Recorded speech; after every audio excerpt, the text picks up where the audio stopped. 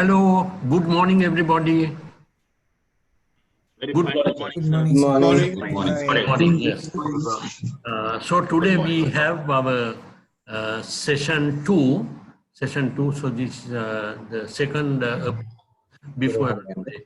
I think you all have the benefit of a lot of the course materials. First is like a full chapter on the topics being done, the full chapter, which has then been reduced to the key points come in your PPT, PowerPoint. Yes, PowerPoint PPT notes are there. Yeah, that is actually reducing the chapter to the key points. Then you all have the benefit of a video. And today it's like the fourth component is like the interactive session. So the work done last time, try to understand in particular this concept of opportunity cost, which is difficult. Opportunity cost is little difficult because there are certain subjective things. But only remember it this way. If resources are committed to one particular use, then the same resource cannot be put to another use. That is the important thing. So if governments here in Sri Lanka, if you are going to put up with the limited resources, if you are going to put up clock towers and these huge towers to be in Dubai, etc., you can see the way of thinking. Couldn't these resources have been put to better use? Like that. That is the important thing. Now, even that simple example of an individual consumer, right? 1,000 rupees, 1 kg grapes, 1 kg apples. Each kg is 1,000 and 1,000. Now you decide to put the money to buy 1 kg of grapes. What are you actually sacrificing? You're not sacrificing 1,000 rupees because that is the money cost. 1,000 rupees for grapes or 1,000 rupees for the apples. What you're really sacrificing is because you put your money on grapes, then forget about the kilo of apples and the satisfaction you could have got. The satisfaction you could have got by consuming the apples. That's the way you must remember. The satisfaction you could have got. I can give another example. Now think of a little grocery shop where one chap is running a grocery shop very competently is running the grocery shop. So having paid, he's employing just 2 sales staff, just 2 people. He runs the grocery shop well, and at the end, having paid these salaries and then for the electricity, all these things have been paid, let us say, what is left is, say, 90,000 rupees. But he's running the store, 90,000 rupees. Now there's another guy who's running a slightly bigger store. So now he has identified you as a competent guy and he says, well, how much of profits do you earn, say, per month? He says, I'm earning 90,000. Well, just think of coming and working under me, directly under me. I'll give you 100,000 rupees a month. So now the question is 90,000 what you're earning versus working as an assistant under that other chap who's running the bigger store, 100,000 rupees. So which is better. Obviously it looks as if taking up going and working under the other chap for 100,000 rupees is more because it is greater than 90,000 rupees. But when you think of opportunity cost, what they say is you have to put a value for the fact that you're running the business and you're the master, you're the boss. Therefore, you derive satisfaction being your own master, being your own boss. And then you will say, right, 100,000, I'm not going to compare with 90,000. If he gives me another 50,000 more, make it 140,000, right? Because I'm the boss now. And otherwise, you are paid monthly on a monthly salary. So that is the way opportunity cost works. So it's very difficult because how to put that value for the subject. So that, so that is the work done last time. I think we shouldn't spend too much again going over this thing. But what you're going to do today, right? There are two important subjects we have to cover. One is a concept called elasticity. So the first hour will use for elasticity. Try to understand that in full. And the next session, after a little breathing space of about 2-3 minutes, we'll get on to theory of production and cost. And do put in a lot of effort on this, because I think we have to always think of the end of month exam also, no? And we have to do well. We have to do well. So put a lot of effort on today's work. Try to really master. Okay, try to really master. Right. Now, to be ready to go through that concept called elasticity, sounds technical, looks very technical, but there are so many practical applications for business and even for government also. For business, as for firms, as well as for government. So elasticity, what are we trying to understand in elasticity? Right. Now every seller knows that when he reduces the price of his product, his sales will be more. That is the demand, consumer demand will be more. That means his sales will be more. Right. And when he increases the price, of course, his sales will go down.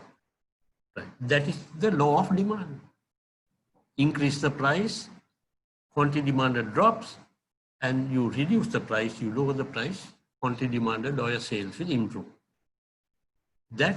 So every seller knows that. He need not come for a formal class in econ to PIM or someplace, learn how to draw diagrams, how to do calculations.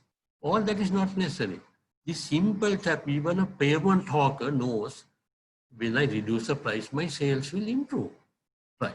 Now the important question is, by how much will it, if I lower the price, by how much will it increase?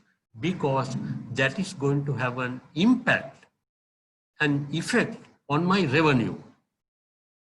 It will have an effect on my revenue, the revenue I earn.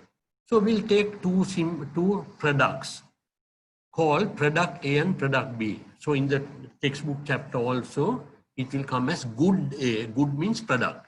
Good A and good B. Right. Now we'll see. Good A at a price of 10 rupees, I'm selling 10 units. So what is my total revenue? Price into quantity, P into Q. That is 10 into 10 is 100 rupees. Now I lower the price to 8 rupees. When I reduce the price to 8 rupees per unit, my sales will increase up to 20. So now 8 into 20 will give me revenue of 160. So it is better for me. I have gained. Now think of product B or good B. Starting point is the same. At 10 rupees a unit, I'm selling 10 units, therefore revenue is 100. I lower the price to 8 and my sales will increase, but only to 11, from 10 to 11. What happens? 8 into 11 is 88. So I'm worse off now. So the important question in elasticity, what you're doing is, elasticity, what we're doing is we are trying to mathematically measure, mathematically calculate what will happen when you reduce the price by a given percentage, by 1%, by how much will the demand increase? If I reduce, by how much, by what percentage it will increase? That's what you're trying to do in elasticity. Mathematically measure and see whether your person is better or whether you're worse off. That's what you're doing. So usually in elasticity, what you're trying to do is, mathematically what they say is, try to understand against a 1% change, then see how the other variable, by what percentage it will vary. So in the case of good A, product A, what happens is from 10 into 10 and reduced to 8, 8 into 20, what happens is there are 1% reduction in price. 1% reduction in price has led to a 5% change in the demand. That is 10 to 8. 10 to 8 is actually a 20% change in the price. 10 to 8. 10 to 8. And when the sales improve from 10 to 20, 10 to 20 doubling is 100% increase in the quantity demanded or sales. 20% led to 100%, therefore 1% leads to 5%. So the elasticity value will be 5. 5 means 1% led to 5%. That's how it's calculated. Now in the case of product B, again 10 to 8 is 1%. But the sales improved from 10 to 11 only. 10 to 11 will be a 10% increase. So 20% reduction in price led to only a 10% increase in the demand or the sales. 20% led to 10%, therefore 1% lead to 0.5% or 0.5. So if you calculate, these are very, very simple figures where we don't want to make the mathematics or the arithmetic difficult. The important thing is to understand the concepts, then what numerical value means, right? And then we'll see the business applications. That's what we are trying to study. Okay. So get the understanding of the concept of elasticity. So elasticity is a measure of responsiveness of one variable, right? Responsiveness of one variable to a change in another variable. So first concept is price elasticity of demand. Yeah, the relationship you are trying to measure is change in the price of X, change in the price of X, and the resulting change in the demand for X. So there in the formula, of course, when you calculate, there's a triangle we put, that's actually the Greek letter delta. Delta. The triangle means the change in the price and then the resulting change in the quantity demand. That's what you're trying to measure in price elasticity demand. What are the two variables? Price is one variable and demand is the other variable. Why do you call these variables? Because price can rise, price can fall. That is, price can vary. Then how about the quantity demanded? Quantity demand can rise, quantity demand can fall. It can vary. That's what we mean by this concept or term called variable, because it can take varying values. It can take changing values. So that's the first thing. So in the chapter, all these things are nicely worked out, very simple figures. I have not deviated from anything there. In each one of it is that 10 and 10 became 10 and 20. Other product 10 and 10 became 8 and 11. So, and you get in the formula, you feed that into the formula and then you get the values. It is 5, other one it is half or 0.5. Right. But then is the interpretation. If 1% leads to a more than 1%, then it is called elastic demand. To the price, demand is responding, demand is changing more than proportionately. If it is half, it means it is changing but less than proportionately. So on a demand curve, that downward slope in demand curve, what it means is if I reduce the price by 1%, demand, in the case of demand will increase more than proportionately, more than 1%. If I raise the price by 1%, demand will reduce by more than 1%. Elastic means Think of it like piece of elastic, like the stretch quality. That's a responsiveness. So elasticity is a measure of the responsiveness of one variable to a change in another variable. So you'll immediately see then that for a seller, if his product has elastic demand, he will gain by reducing the price. 10 to 10, 8 and 10 into 20. In the case of inelastic demand, it is the other way, because if the change is less than proportionate. If I reduce the price, demand, sales will increase less than proportionate. And if I raise the price, demand will increase. If I raise the price, demand will decrease less than proportionate. So those are like the definitions. The meaning, you must get it right. So what we are trying to do is, we are trying to measure the responsiveness. So when you feed into the formula, you will get, actually 5 is a -5. And the other one, 0.5 or half, means minus 0.5. You end up with a minus because of the fact that price and demand work in opposite directions. Price down, demand up. Price up, demand down. They work in opposite directions. So then you'll end up with a minus sign. But when you interpret that minus value, just forget about the minus. In the case of price elasticity only, you forget about the minus because price and demand has an inverse relationship. They move in opposite direction and you end up with a minus sign.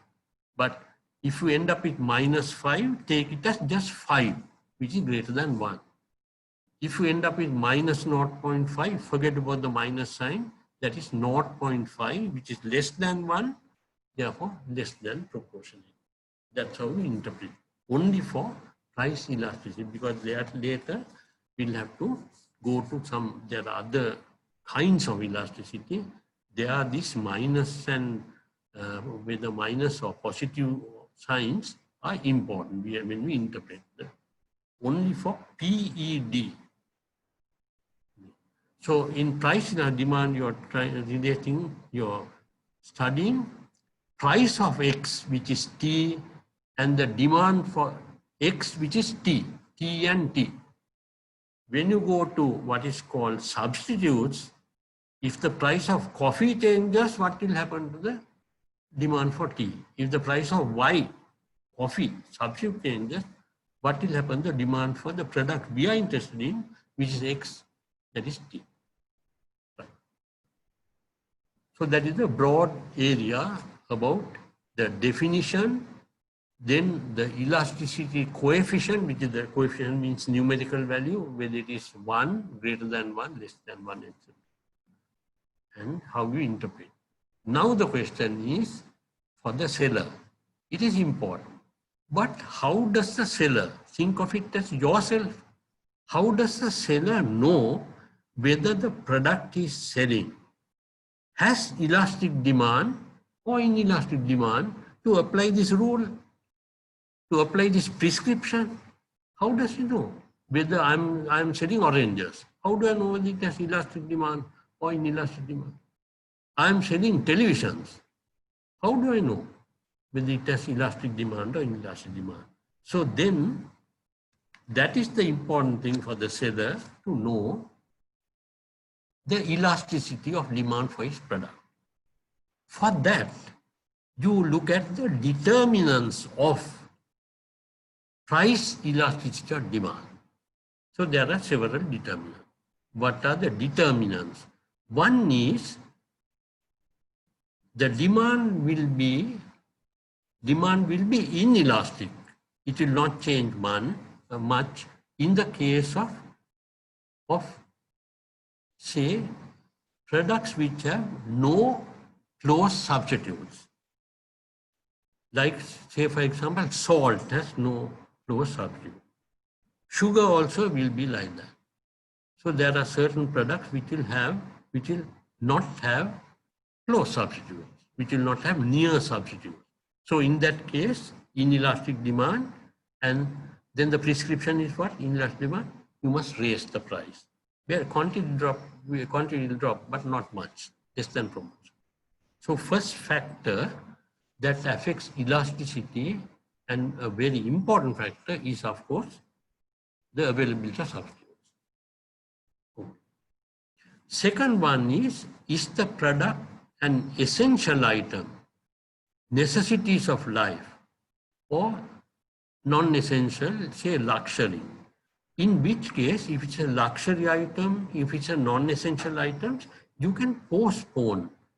Non-essential means you can postpone consumption. Price has gone up. Forget about it. You won't die, no? You won't die. It's not like rice is not there. So not like rice, things like that. So essentials are there. Then there are certain products which are called habit-forming goods, like cigarettes and liquor. Cigarettes and liquor. So there, of course, people are addicted to those ones. So even if you raise the price of cigarette from Sri Lanka 50 rupees to 55 rupees something, cigarette smoking will drop, but very insignificant. The 50 to 55 rupee is something like 5.50, 10% increase in the price. 50 to 55 is a 10% increase in the price. But how about the, hello, someone wants to interrupt? No. 50 to 55 is 5.50, yes. That is 110, yeah, 10%. 10% increase in price. In the case of cigarettes, what will happen? People, those guys who are addicted, sometimes they might reduce, but very marginal, less than proportionate. It might drop only by about 1%. That's it. So that's a third important factor. Availability of substitutes. Second one is, we said, essential or non-essential. Third one, habit-forming good or not a habit-forming good. So essentials are, essentials would be rice will have a substitute, but it might not be a very near substitute. Rice versus bread or something, right? Then how about salt? How about sugar? How about most of the staple food items? It can be big onion, it can be potato, like that. Then for the small, simple households, even kerosene will be an important, like an essential item. Okay? So those things. Then the third factor, habit forming goods. Fourth factor is the amount spent as a percentage of the total monthly spending. Total monthly spending. Amount spent. If the amount spent is small, insignificant, then in that case, the demand is going to be inelastic. If the amount spent, amount of money spent. So examples given will be, how about things like box of matches? How about sewing needles? The amount spent is very marginal. Of course, textbooks will put even newspapers on. Right. So those will have inelastic demand. So now, if I give certain other products also, you all can think of it. What would be the nature of elasticity? What do you think about electricity? Electricity. The electricity board has decided to raise the tariffs, electricity rates. What will happen? I'm sure you will become a little more conscious about switching off the lights not in use, switching off fans which are not in use when you're not using something, right? So you will be a little more careful. But also, otherwise, fuel, the electricity will have inelastic demand. Quantity will drop, consumption will drop, but marginal. How about your petrol, the fuel for the cars? Again, if the fuel price is raised, you'll be a little more careful. But it won't, fuel price raised by 10%, the fuel consumption will not drop by 10%. So, how about prescribed textbooks then? Medical students, prescribed textbooks, expensive, but prescribed textbook you must have. So inelastic demand. How about insulin for the diabetic patient? Life and death matter, inelastic demand. Almost maybe perfectly inelastic. So those are sort of common examples you can think of. How about microwave oven? You might think, no, that is not essential. How about some dishwasher or something? No, I don't know. Okay, so those are the determinants of. Excuse me, Professor. Yes, please. Yeah, I think the essential and non-essential again depend on the consumers' social and the requirement also, right? Because now when it comes Yes. to the example you mentioned, the microwave, it Yes, might please. be the essential for someone, but it might be essential for another class of the what they call the social class. Yeah. No, that's an excellent question. The general rule is what I told, but it might also depend on the stage of economic development of a country. Now, say in England, in UK, or Australia, or in Canada and US or something. In their case, when you don't have household help, even the dishwasher, microwave oven, which we regard as luxuries here, would be basic essential items for that society. So that could depend. So it's a good question. Good. Is that okay then? Yeah, thank you, sir. It's clear. Yeah, thank you. So now, the next thing is, what is the practical importance? What are the business applications? First is, we are dealing with a product which has elastic demand. Rule is lower the price, reduce the price.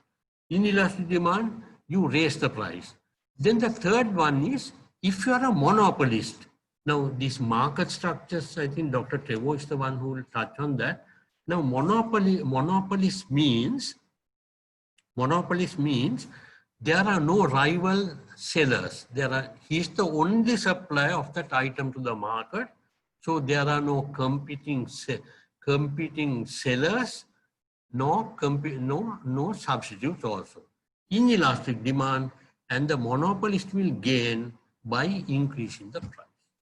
That's the third one. So, third useful application. Then the fourth one will be fourth application will be, if you are running a supermarket, how will you behave? How will you make use of this concept of elasticity? If you are running a supermarket. Now supermarkets, remember, in the developed world, or if you think of England or something, they'll have a lot of different supermarkets. Now Sri Lanka also we have the supermarkets. So in their case, maybe at the very entrance itself, they might have put 10 pence off something, 10 pence off. In US, it might be 5 cents off, right? Now, what they are trying to do is, in the case of supermarkets, they depend on bulk sales, high volume shopping. Because unlike the housewife in Sri Lanka, there it's a case of time is so precious, so they'll drive. They'll take their car to the supermarket and then they will load those crates with so many items, right? Potato, there'll be packs, 2 kg potato. Onion also 3 kg, sugar also 3 kg, like that. So they buy in bulk. That's what they do. So supermarket people will benefit by putting those sort of boards and all that. That is actually to attract the customers, like any one of us, they'll try to attract us, because by attracting the customers to your store, actually you will be encouraging them not to buy only the staple items. You're actually encouraging them, once under the supermarket roof or something, encouraging them to buy so many other different products. That's what they do. So supermarket dealer depends on high volume shopping on our part. The bulk sales keep small margins, but it's a volume. On volume you will gain.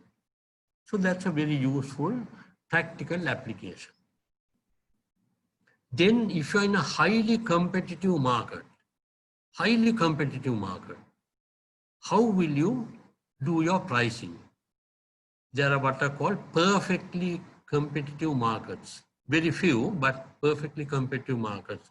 All are selling an identical product.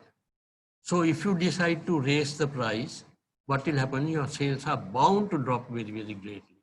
It will drop greatly in the case of supermarkets, competitive markets, because you are selling the identical product that is available next to also, but your price is higher. They'll go to the next door. So these are valuable applications in the case of price elastic demand. Elastic demand, what will do to the price? Inelastic demand, what will you do to the price? Monopoly, what will you do to the price? If you're a supermarket operator, supermarket dealer, what will you do to the price? If you're an intensely competitive market, what will you do to the price? So these the practical importance of price elastic demand, PED, where you are measuring the relationship between price of X and the demand for X. Now we get on to what is called cross-elastic demand. There you are studying the relationship if the price of the substitute is changed, what will happen to the demand for my product? What will happen? That's what you are trying to study. So, a particular, so we'll take the example, price of a substitute changer, that is price of coffee. We were selling coffee, that same weight, same packet something, at 250 rupees, 250 rupees. Right. Now, if the price of coffee is increased from 250 to 275, while the price of tea, X, commodity behind it, remains at 250, what will happen? Many of those steps are going to shift their purchases to my product, tea. That's what's going to happen. That's what's going to happen. Now we'll take an interesting case, let us say, two competing, milk powders. Milk powder. Now in Sri Lanka, we have what's called Anchor, which comes from New Zealand. Then we have Melbourne or Highland. Let us say the price of that pack of milk powder, Anchor, it is at 300 rupees. While Highland is at 270. Now Anchor decides to reduce the price by 5%.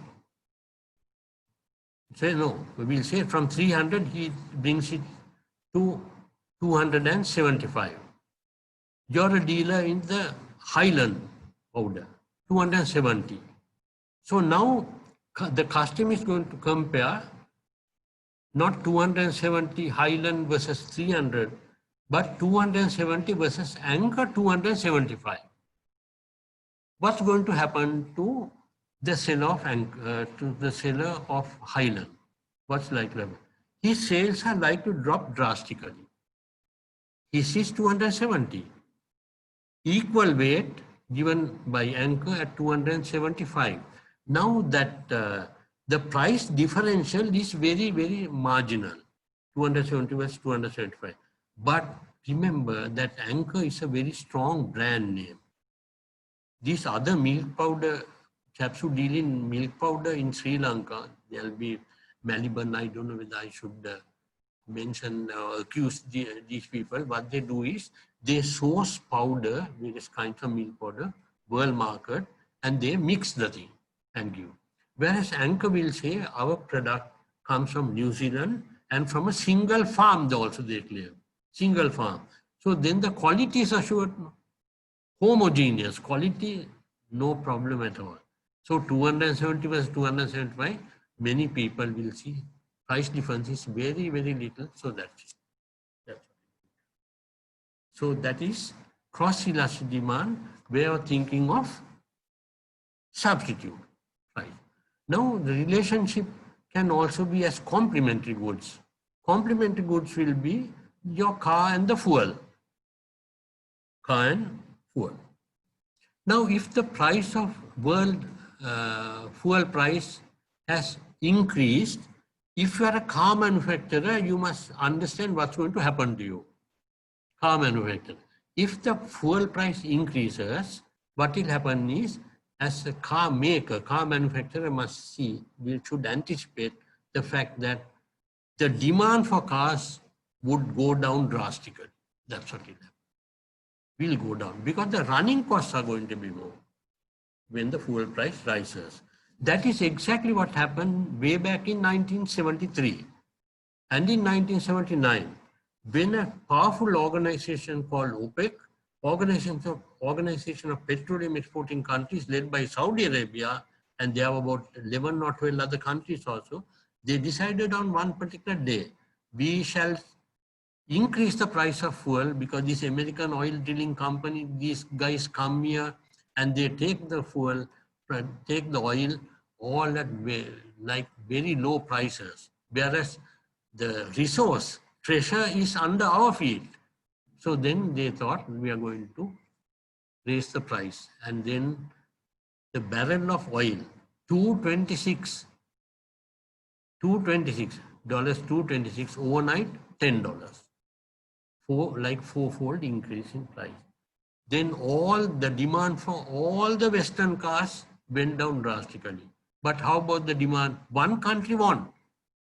Even when the fuel price went up, demand for BMWs and Ford and General Motors, all their Volvos and Peugeots and Fiats and all these things, Mercedes-Benz all dropped. What is the country that won? Fuel price went up, but their cars, the demand actually increased. What is that country? Japan. Pardon? Japan. Very good. Japan was the country.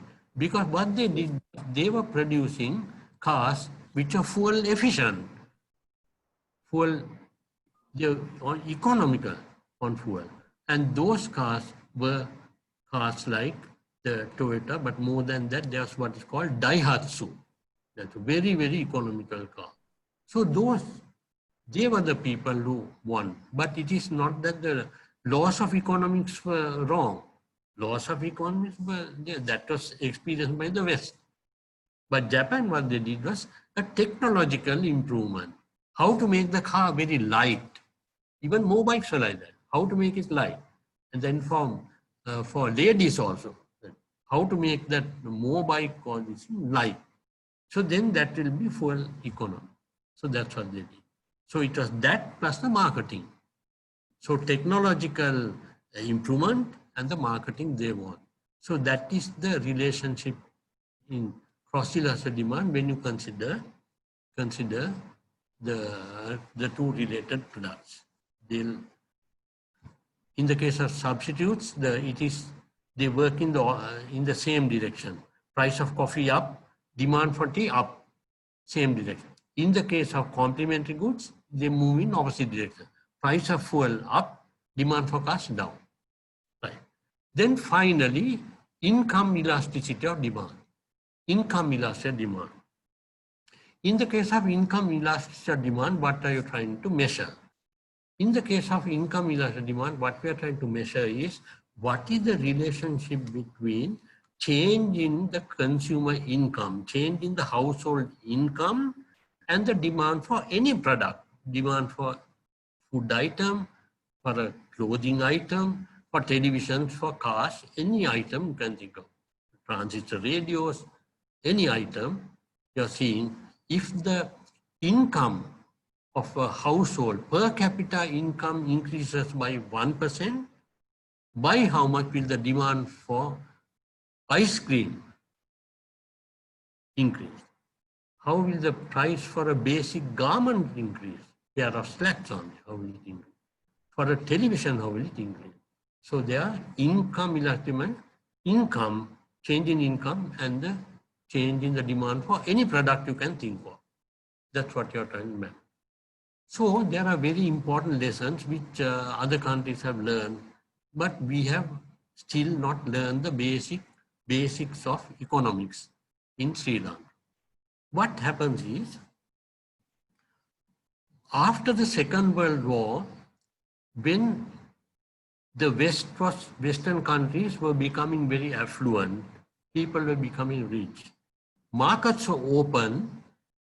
How did Japan look at that situation? Japan thought, yeah, those are becoming affluent. Where would the demand be? So Japan then thought of producing.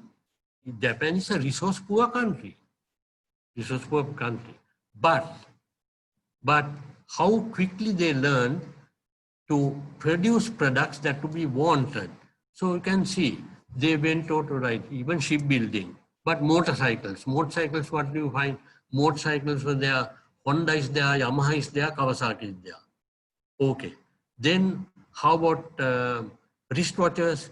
Seiko is there, Citizen is there, like that, those are the wristwatches.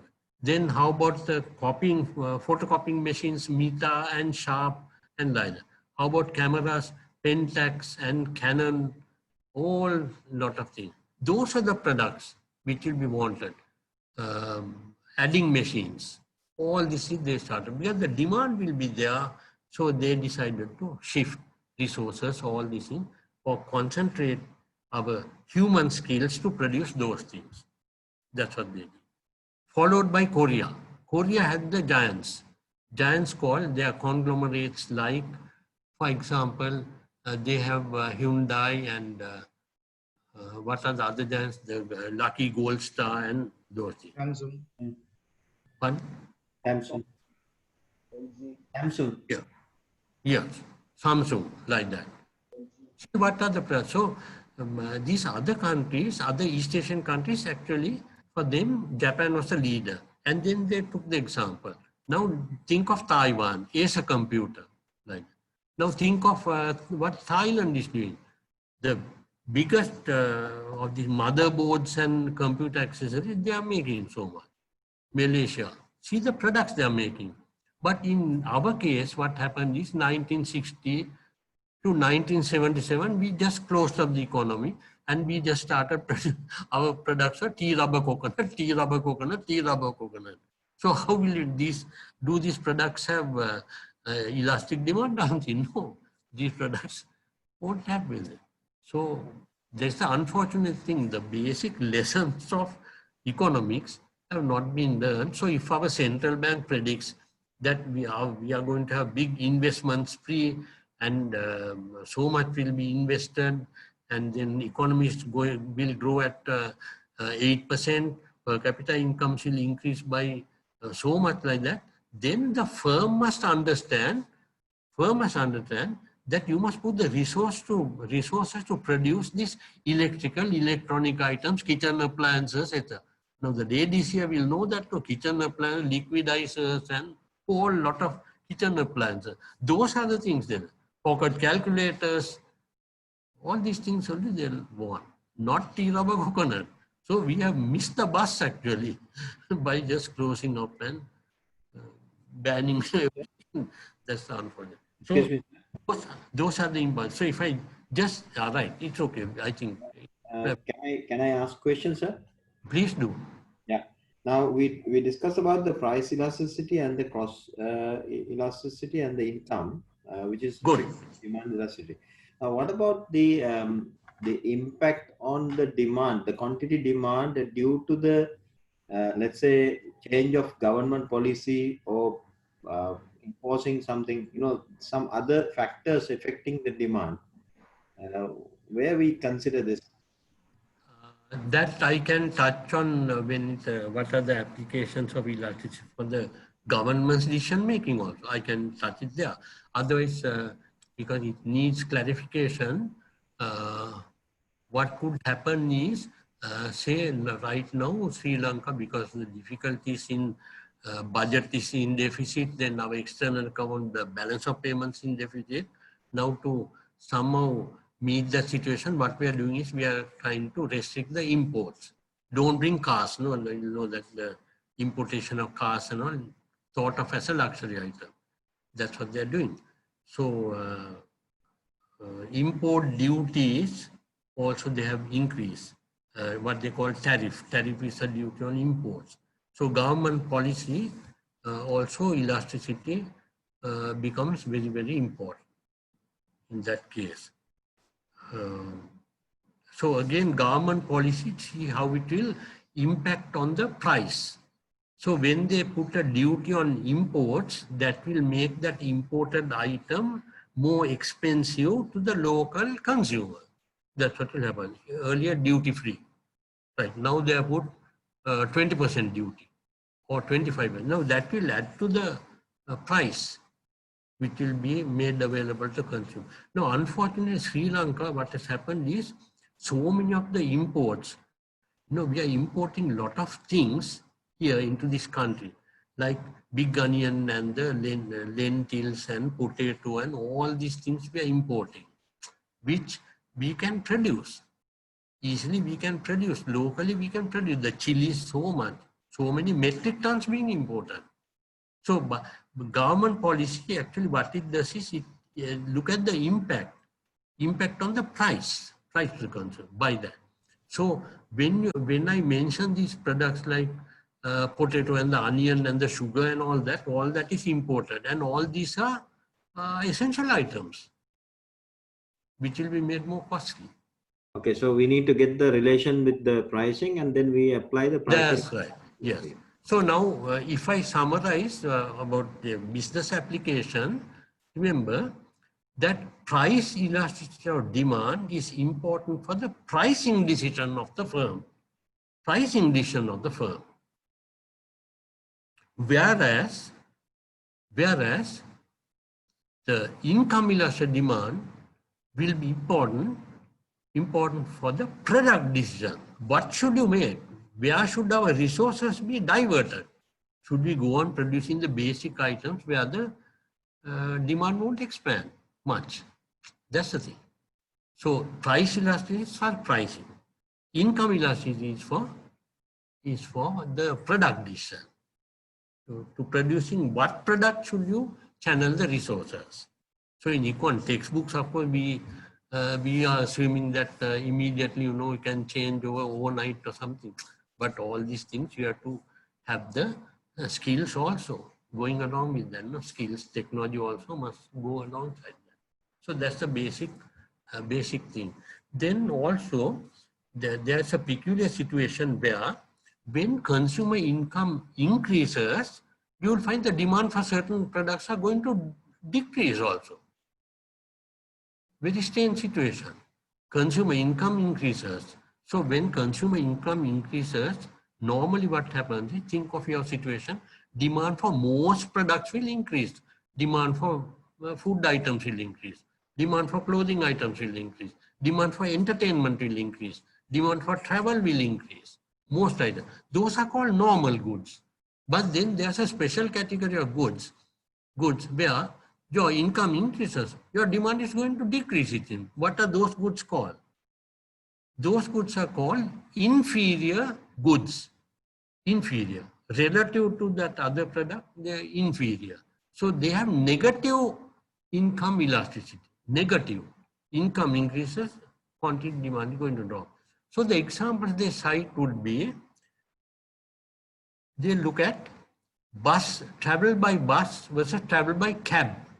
Travel by cab superior, travel by bus is inferior. Then butter versus margarine was also cited, with butter as normal or superior, margarine as inferior. Then good cuts of meat versus poor cuts of meat. Meat also, poor cuts of meat as an inferior good. I don't know whether bread also, can you think of whole meal, whole wheat bread versus the standard loaf of bread? Right. So those are the examples. Negative income elasticity, minus sign. So we have put the formula and all that, and how you calculate. All that is worked examples are given in your PPTs also. Okay, right. So that part, shall I move on to government and government decision making and how elasticity will help? Right. Government, then elasticity for a firm, even advertise to, there's what's called advertising elasticity of sales also. There, if I increase the advertising expenditure by 5%, by what percentage will my sales improve? Advertising, now see the various applications that will be there. Then on the supply side also you can see, if the wage is increased, how about the supply of labor? To a wage increase, how would the labor respond to that? Wage is after all the price of labor, no? Price of labor and then the supply of labor. How will it respond? So many applications are there. Then negative income elasticity, margarine, it is never put as margarine today. What these chaps did was a very fine marketing tactic, where margarine maker made claims that margarine, first of all, on the label, what you find is the vegetable fat spread. It's not put margarine. They don't put extra margarine. Flora, not flora margarine. Vegetable spread they put. That is, my product is good because it is free of animal fat. It's only vegetable thing. And it is enriched with vitamin A and D. Vitamin A and D added or something, enriched they'll put. And then this vegetable fat spread, earlier what went as margarine, which had a bad image, they'll say it is good for baking cakes and all. So those claims are made. And I'm sure that is true. Our ladies also will say sometimes the butter cake and all that, yeah, it's fine using that. So that's how, given the negative income elasticity, how well the manufacturers of the so-called inferior products try to get over the problem, right, by doing these adaptations and changes. So now, can I move over to the government side and elasticity? Right. First is... Sir, excuse me, sir. Pradeep here from Bahrain. Sir, can you explain about that abbreviation called XCD and YED? Why they use X and Y? Yeah, right. In the case of price, PED, right? Yeah, yes, understood. Yes, XCD cross elasticity. X means cross. No, cross. Yeah, like, I know that, but X means what? Is it standard? No, standard notation, standard shortened. Okay. I hope this Y means yield or something. Some textbooks put YED, but in macroecon, Y is already used.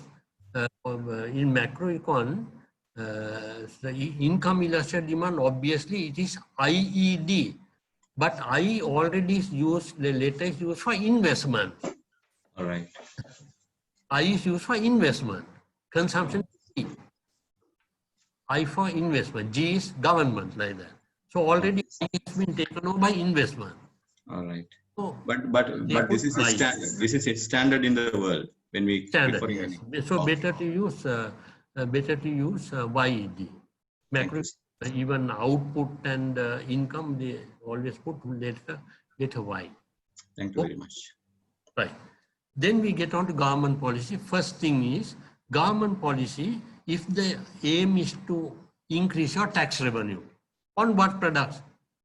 Products having elastic demand or inelastic demand, government must put the tax on products that have inelastic demand, because what the tax does is tax will raise the price at which the tax is like a sales tax, the VAT. If you put the tax, if you put the VAT, what has come earlier at 100 rupees, if the VAT is 15 rupees, then 100 becomes 115. It is made more expensive. So if it is made more expensive, then the quantity drop must be more. Quantity drop will be high. So because of that, why not put the VAT taxes on goods which have inelastic demand? Because even if the item is made more expensive, quantity drop will be less than proportionate. It will be marginal.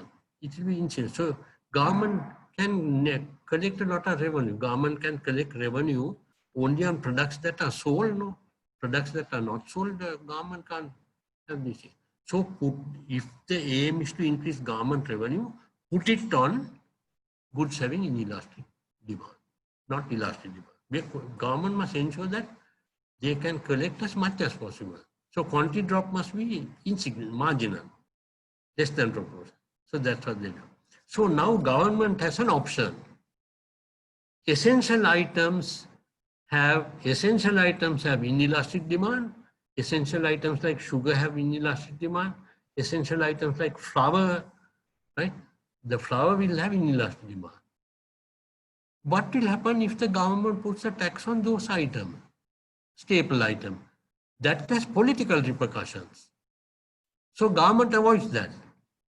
Government avoids putting tax on those items having inelastic demand. The government will become unpopular. Not that the Sri Lankan governments have been very popular. Huh? No need to think of staple and so therefore determinants of demand, when you study that schedule, oh, there's a nice place where they can catch to get more revenue.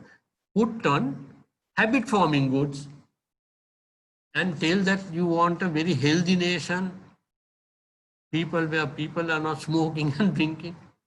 So tell like that, because we want that. But Ceylon Tobacco Company is one of the biggest revenue earners for the government.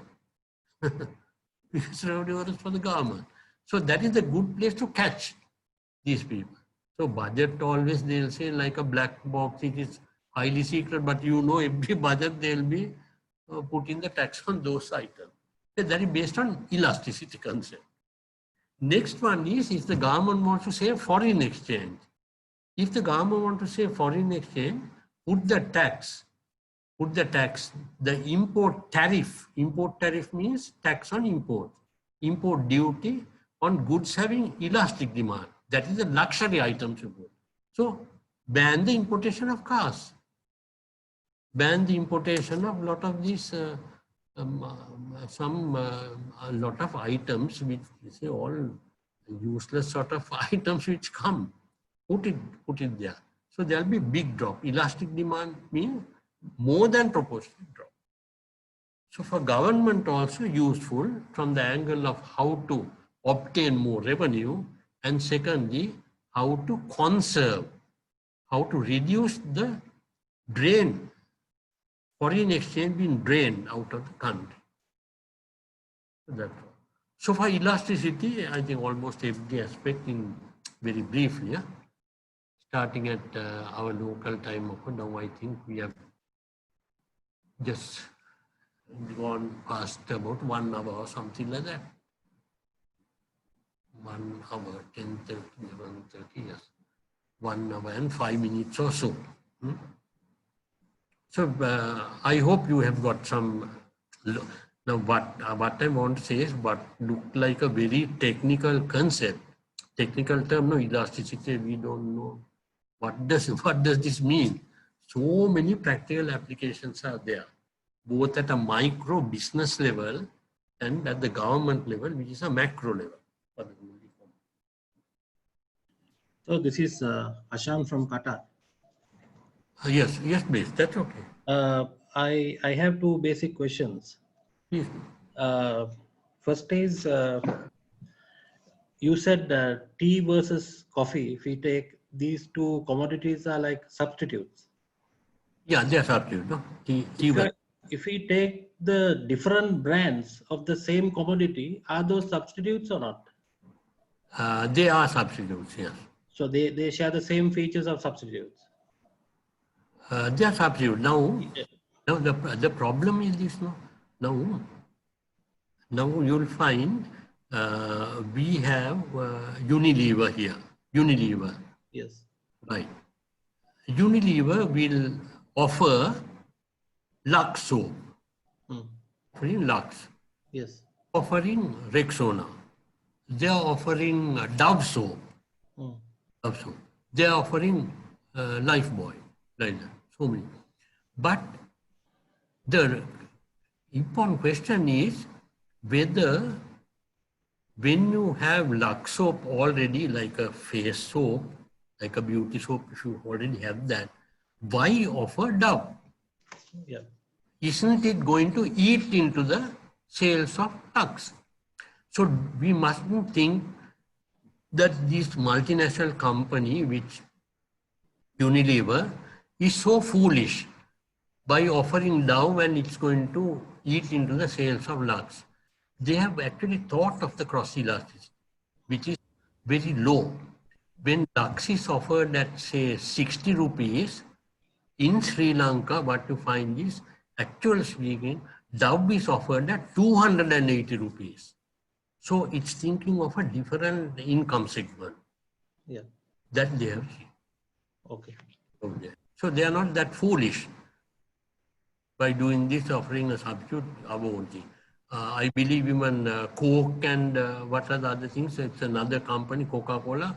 Again, they're also offering different brands. No? Yeah. Sprite also, I believe, comes from them, no? Yes. Coke and Sprite and all that. Yeah.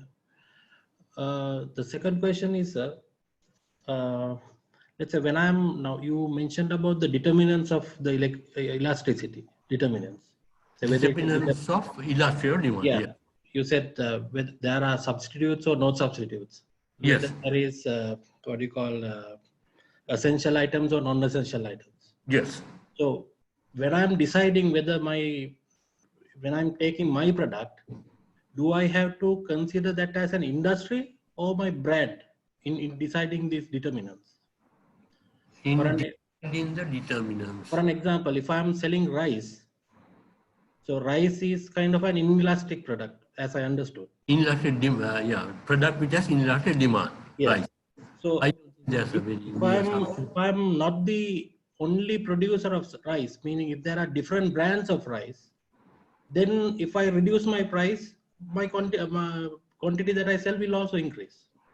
So is it so when I'm deciding my product is a essential item or non-essential item, do I have to consider brand or the industry that I'm in? No, first of all, if you are supplying only something like Samba, right, I'm only supplying this one. Then definitely, right, internally, if you're not having another substitute, yeah, that's what I'm offering. Then you'll have to think of the other suppliers. Now, Sri Lanka, of course, has Nipuna and Aralia, and there's another, where the former president's this thing was Aralia or something, Aralia Samba, and this Nipuna Samba, like that. So within the industry, there will be like this rival products with brand names. Yes. Then you're up in competition against those people. Yes. So in that case, rice becomes an inelastic product or an elastic demand? No, actually the strength of the brand will make it stronger the brand, more inelastic then. Stronger the brand, Yes. more inelastic will be the demand for the brand. Yeah. Brand is very strong. As I said, like Anchor, brand is strong brand. Contribute to that makes it inelastic, not inelastic. Thank you, sir. All right. Excuse me, sir. I would like to ask the extension to my friend's question from Qatar. Now, let's say this rice question, rice as a core product it's an essential product, okay? But when it comes to added features for that, most of the companies, what they're doing, they add certain features as a value creation to the product. So then this is where they have created the market image and the price differentiation. I think in his question, I think these are the two factors we need to eliminate and see when we are talking about the elasticity. Am I right? No, elasticity, there are in the schedule, we have put about 6 points about how time will affect, and yes, how does time affect price elastic demand? We have price and demand determinants in the chapter. It is 141 chapter. Chapter you got, sorry, 64. 64, page 64, you will find 1, 2, 3, 4, 5, 6, 7. 7 determinants. So I just focused on. Yeah, I mean, actually, my concern is here when we're talking about the substitute, the rice itself become essential food. But you know, when you are comparing the brand can be a substitute because they are selling with the different features or different you know. Correct. Yeah, that's the question, I think, right? Yes, that's right. Yes, features. Yes. So important lesson here is if the demand for a product is elastic, and any price increase is going to lead to a big drop in your sales, we must think of some strategies and tactics how to make the demand for my product, which is elastic at the present, can I make it inelastic demand? Like changing the shape of that curve, you know, the demand curve, which had a slightly, say, gently sloping, the downward sloping demand curve. How can we make it steeper? And that means you have to make it inelastic. Because you will find no good A and good B. I have put the figures and then I have converted that into 2 diagrams also. Draw on the same scale. If you draw on the same scale, then you will find that elastic demand will have a gentler slope. Slope will be a little more gentle. Other one, the downward slope, it will be steeper. But to remember, it is the slope, the shape of that only you look at that. So through some marketing, through some product adaptations or product modifications, can we make our product which has elastic demand? Can you make it inelastic? That is less sensitive to price. That's a good thing. Professor, good morning. The Harish from Doha. Hello, sir. Professor? Yeah, I'm yeah. Just to dwell on the same subject, what Ashan and Bandula, was talking about the elasticity and inelasticity. Ashan mentioned about brands. So the opposite of a brand is a commodity. So can we also consider them as a determinant? Because in your table 3.4, you are given those attributes which can be where you contrast elasticity and inelastic. So can you consider brand as well as commodities at the broad end of the spectrum, sir? No, to remember what is important is, with a commodity, there's very little change. It is like a standard homogeneous thing that's preferred. But can you make the name, your name, can you sort of offer a brand with commodities? That's the unfortunate thing for Sri Lanka. Tea is, much of it is just going in still bulk tea. We are still having about 55% goes as bulk tea. Whereas the good chaps have been able to create brand name. But also remember, making or developing a brand is one thing you can't do overnight. Is something that you have to spend years and years to build up a very strong brand name. After this Coca-Cola and all this, you will find about 100 years of history behind them. That's what you find. Yeah, I think just to clarify a little bit deeper. Now, if you take water is a commodity, and if you take a bottled water called Evian or any of these brands that come from Europe, those are brands. So Yes. obviously those brand can be considered inelastic, and water, which is a commodity, is elastic, isn't it, Professor? Yes, yes, yes. So then in such situation, in such context, where would you slot it under these determinants which you mentioned? Substitute product, you know. No, what has happened is actually in the world, very few things are going as, few things will be going as commodities. Everyone. Now look at the toothpick also.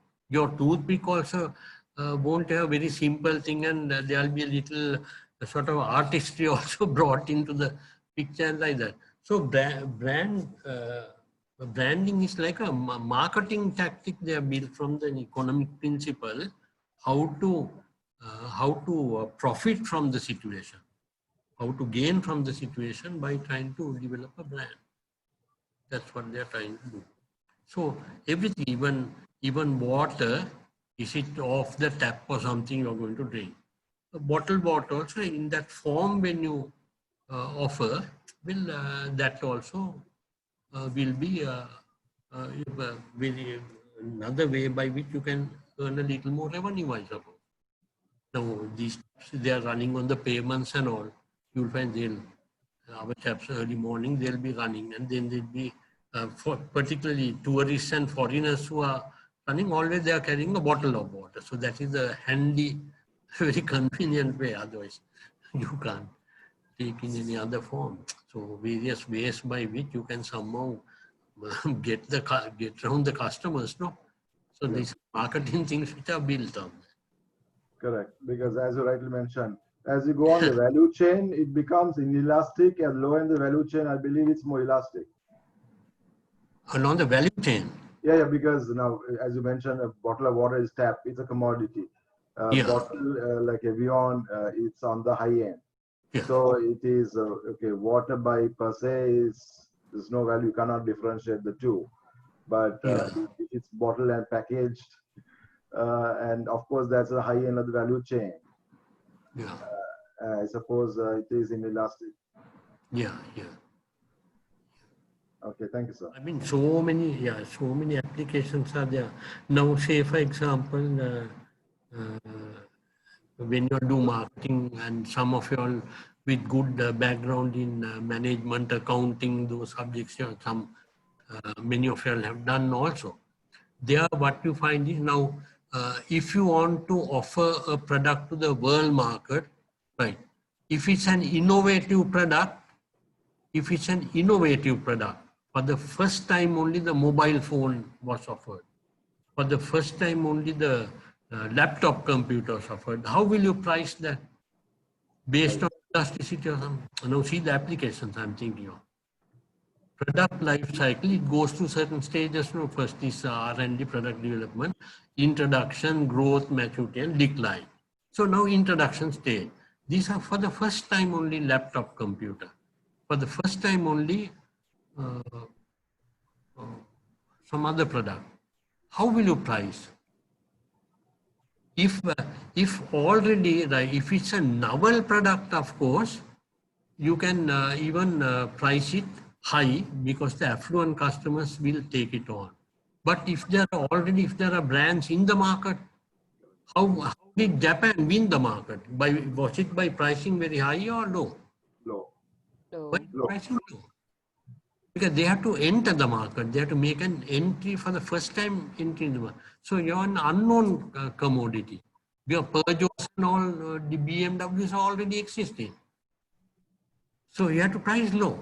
So see, even there also this product pricing and how to capture the market, how to somehow eat into the market share of the rival producers who are already entrenched, well set in the world market.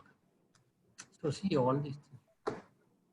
So we can just relax for about 3 minutes or something.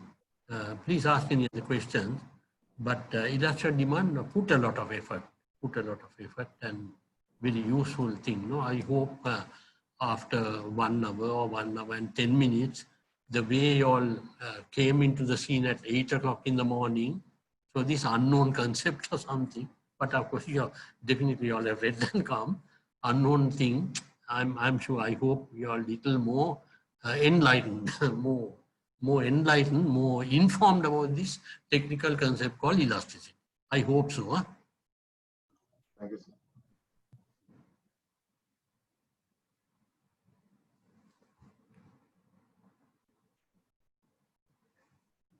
Next, of course, we go to theory of production and cost.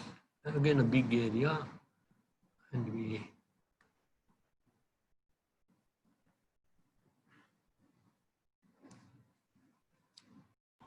Professor, small argument I'd like to add up to what my other colleagues brought up. Like, for example, there are generic or commodity products such as eggs, and even what Haresh pointed out, like water, which has certain attributes which is not simply a marketing gimmick, but because of these particular attributes of each commodity, the price is differentiating other common similar products. For example, like water or eggs, where for eggs they say that these poultry is being fed by only vegetarian, which has a high nutrition value, and then the size of the egg, and even the water, if you take like what can I say, there are certain attributes which they have made sure that are being added up genuinely to make the price higher or differentiate from the generic product. yes. So, in such cases, like what you said is very correct, because some people just brand it out and put it in a packet where it is nothing less similar, and only the brand name, where it is only a marketing kind of promotional thing. But when there are cases such as this, how does it be in in relevance to the elasticity or the theory what you were explaining? Right. Look at it this, egg is like a commodity thing, but aren't people willing to pay more when you say, right, these ones are all like poultry, the poultry run or the in those pens, but as free ranging or something, free ranging, our poultry like free ranging, just allowed to sort of feed, like that. And they can charge a higher price, no? Organic. Yeah. This versus organic, no? Yeah. Equal value, no? As you said, for attributes, yes. Yeah. Attributes that they are able to convince us, and I'm sure we are also convinced, I think. So in this case, are you saying that a product which is inelastic can be shifted by a producer by adding certain attributes to the elastic side? Yes, Is it possible? yes. By adding, yes. Actually, a product is valued for the attributes, no? Otherwise, they are commodity, just. Exactly. The attributes only you look at, no? Exactly. This is my point. Yes. So shall we then move on to the next one? Professor. Put good effort, huh? Put good effort. Professor. We move on to theory of production and cost. Okay. Professor, before moving, there is one clarification. Now, how to quantify this point? Now, I found a question which you have mentioned in the MCQ, the list which have given in the tute or the assignment, the module. If an athlete, if we are considering the Puma and the Adidas as a substitute brand, yeah, and if the cross elasticity of the demand between the two brands, definitely, if it is a substitute, when we increase the price of the other brand, if we increase the price, the demand would be reduced for the cross brand. So, correct? Yes, yeah. Now, Adidas versus Puma or something. Many will, I think, will be thinking of Adidas, I suppose, versus Puma. Yes. So then definitely it will be a negative elasticity. But how to quantify? No, they are not negative. Sorry, it's positive. Negative is perception of the customer. You got a perception of customer compared to this bus travel versus travel by cab or something. Compared to that, we regard it inferior, and those end up as but Puma and this thing will not come as negative. Only so yeah, exactly, it's positive. So how to quantify, because there is a question in the tube which it says is a high or low. So how we can take that perception? There is a question number 5 in the MCQ because says if athlete regard Adidas and Puma shoes as close substitute, the mention is a close substitute. Yeah. The cross elasticity of the demand between the two brands is positive, but how we quantify is a low or high here? No, cross elasticity. We work on a certain formula. No? We work on a certain formula. Okay. So at that so we see if the price of Adidas is reduced, what will happen. So in cross elasticity of demand, what we are trying to measure is a correlation. And correlation means it will be between 0 and 1. 0 and 1. So if the two products are very close substitutes, then of course that correlation will be somewhere like 0.8, closer to 1. Perfect positive correlation means 1. Perfect negative correlation is -1. Okay. Cross elasticity is XCD. We are actually looking at the relationship. We are trying to measure the relationship. If something happens to this product, Adidas, the price is raised to something, what will happen to the demand for the product we are interested in Puma? That's what. Okay. So that means from the, I understood from this one, we are measuring that correlation coefficient of that R, correct, sir? Exactly. Yes, correlation coefficient. R, the value R. R, the letter R, OPQ R. Okay, I think we'll go to the other thing. The other area is also fairly extensive. Huh? But anyway, from the time you all came in the morning, I think you have got a better idea of the concept called elasticity. Right. Now, theory of production, what we are saying is now probably director himself would have looked at, would have told now organization, they draw inputs from the environment, from society, labor, material, all that. And within a factory or within the organization, it's a process of transforming. Production is transforming inputs to an output. Inputs like material, labor, all that, to an output which is marketable, which has value, which can satisfy human want. So production is transforming or converting inputs to an output which can satisfy wants. That's it. I won't say which has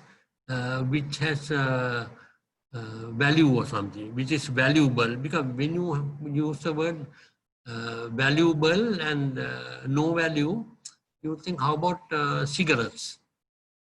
Now, cigarettes for the non-smoker, and generally we know it is harmful for the health. So I can't say production is a process of converting inputs to output which is valuable. And you say cigarette is useless thing. No, it has value. It gives satisfaction or utility to some group in society. So what you say is transforming input to an output which is marketable or which can satisfy human want. The smoker wants the cigarette, so let it be like that. That's a process of production. Now, production, we are going to study two aspects. First is, how would output behave when the inputs are increased? Increase in input, what is the resulting change in the output? More labor being introduced, more workers being introduced to the production process, how will the output change? More materials fed, how will the output change? That's called input-output relationship. Other one is, when output is changed, how would costs behave? How would the costs of production behave? So first one is the input-output relation. Other one is the cost-output relationship, which we have to sort of try to understand during this 1.25 hours or something left to us, right? Why now we know that in order to produce anything, you have to use resources, what are called the factors of production. Labor is a factor of production. Okay? Right. So now this input-output relationship, we are studying when inputs are increased, how the output increase. We study under on two time periods called short run and long run. Short run and long run. Because the relationship is going to change according to that time period. Short run has a definite meaning. There's a definition. Short run is a time period in which one or more factors is fixed in supply, fixed in amount. It's called a fixed factor. Only then you will find some factors are variable. Some factors are variable. So in the simple production model, we look at output as a function of or being determined by two factors called labor and capital, L and K, capital K, capital is K. Capital means the machine capacity, machinery, floor space of a building. Those are the fixed factors in the short run. Now in the short run, if you want to increase the output, how will you meet that situation? The market wants more garments produced. Market wants more ready-made garments. How will we meet that situation? In the short run, you can do only one thing. When the capacity, the installed capacity is already there, fixed, you can only apply more variable inputs to that given fixed capacity. Fixed factor is fixed. So why not get your labor to work overtime? More hours, no? More hours. Then materials, variable factor. Why not purchase more materials from the market and use in the production process? So the simple production model consists of two factors, variable factor and the fixed factor. Fixed factor is given. You can't do any adjustment during that time period because by definition that fixed factor is fixed. So you will apply more variable factors. So now you have a very peculiar behavior. Only thing is in the chapter I have sort of placed on the portal, you'll find we are starting off with an agricultural operation. Agricultural operation. Say for example, 2 hectares, something like 5 acres of land. Acres of land, that is a fixed factor. If there are no workers working, the output will be naught. There's a given piece of land, not being utilized, no workers. Total product, TP. Output, naught. You introduce the first person. Then what would be the output? So we have put 10 or something. With the first guy brought to the piece of land, the output is 10 units or whatever. 10 kg of tomatoes on the line. Second person, it goes up to 22 and not 20, not doubling. Very peculiar sort pattern whereby you will find the output behavior with the application of inputs. 10 beyond 20. So very peculiar pattern that you find. So now think of the agricultural situation. We have this bare block of land, fixed factor. You bring the first worker and he will be working. All alone he'll be working. When you bring the second person, what is going to happen to the output? 10 has not become 20, but it has become 22. How is it that initially this labor is a labor of whatever skill, homogeneous? It's not because the second guy who's brought in, he's more productive than the first guy. Right. So, not workers, output not, TP not. First worker, from not it has become 10. Second worker, 10 becomes 22. So, the additional output produced by the additional worker, that is called marginal product. Marginal product is that incremental thing. Worker number 1, now worker number 2. Then total product 10 became 22. Then the third worker is brought. And some peculiar, 22 has not become 32, but 22 has gone to 30. Peculiar behavior you find in the short term. So how to understand the situation? So I'm asking, first that block of land is there, piece of land is there. First worker working all by himself, he can produce, let us say, some output. Second worker is brought in. How is it that that overall output has increased? Because the second worker brought in, not doubling, but 10 became 22. Why? How does that happen? Not because the second chap is more skilled. All the labor we are bringing in is all homogeneous thing. If it's unskilled labor, laborer we say, same. Second guy also same skill, same skill, third one. How does that happen? Sometimes in management, we might have come across a concept called synergy. It is not that. That's a management concept. Probably director of this institute, Professor Dharmasiri, would have come and told. There's something called synergy where 1 plus 1 is greater than 2. That is not the principle.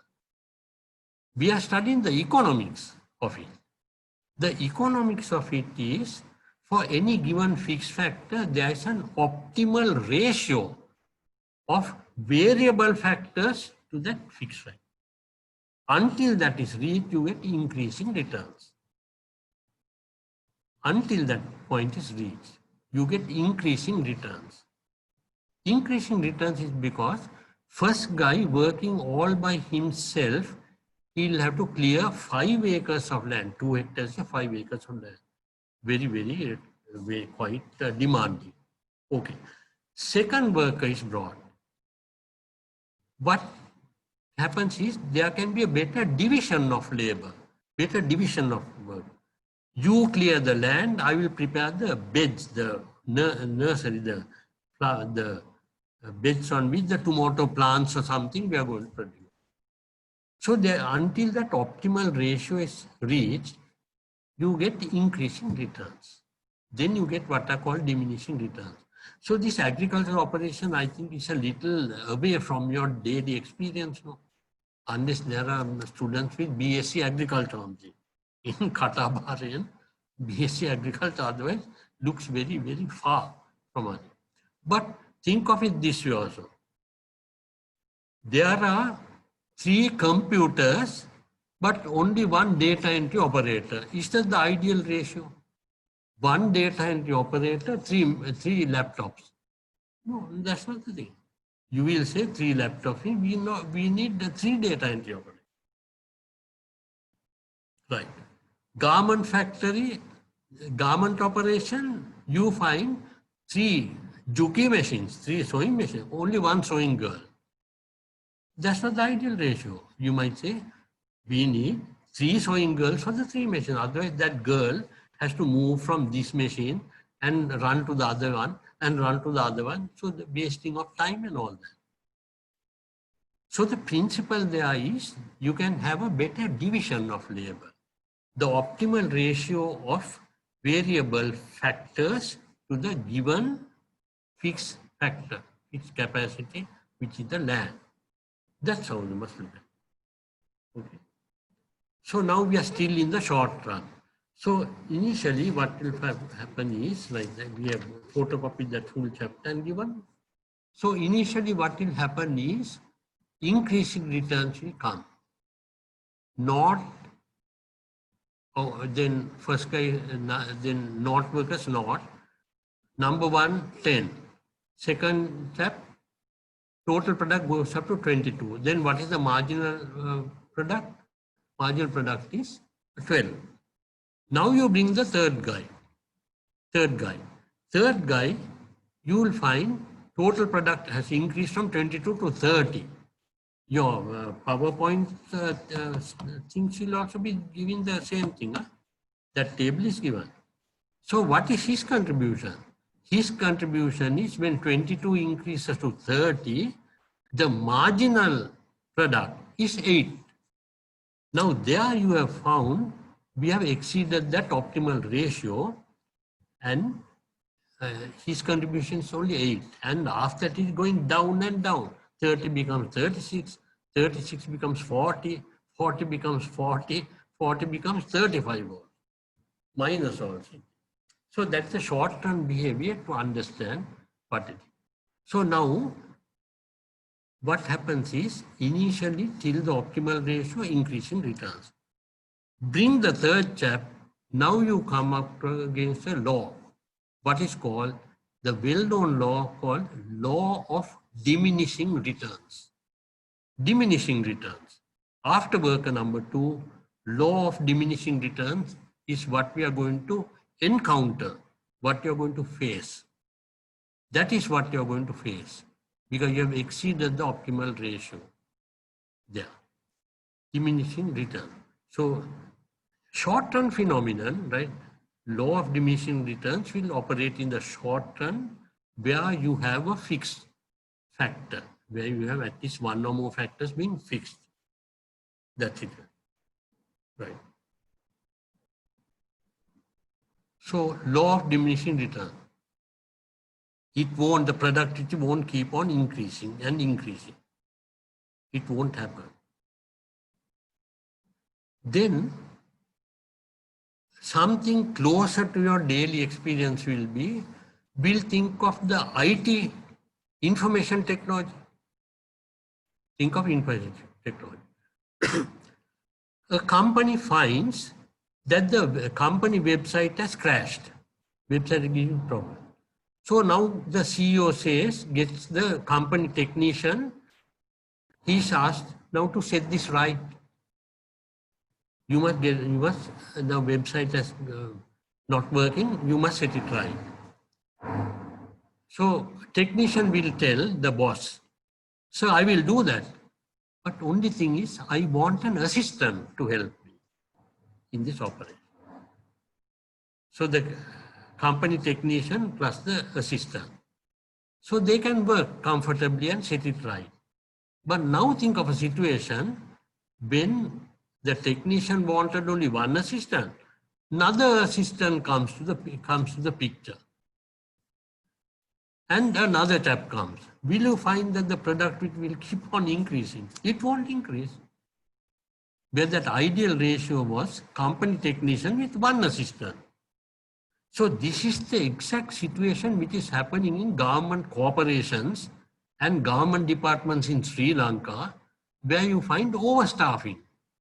And those chaps who have come through the back door, political clout, those chaps having come, they'll be discussing politics and not doing any work. And even messing up, not permitting the productive workers to work also. That situation, they are very much in Sri Lanka, you find that. Heavy overstaffing because the politicization, because the corporation boss also is political appointee. And these are job creating agencies for politicians, job creating agencies. So everywhere you find, even hospitals also, where they want only this number of staff, with elections or something, now you can't just sack all these other people, no? With the politicians will find, why not send another 20 or 30 other employees also here? So hospitals also, accident service or something, they had a certain number. Now suddenly on a particular morning, you will find lot of, on the politicians, this thing, now the 20 people have descended from the sky. Suddenly, so doctor also finds it how to manage, what is the work I'm going to give. So that is the situation that you are going to encounter.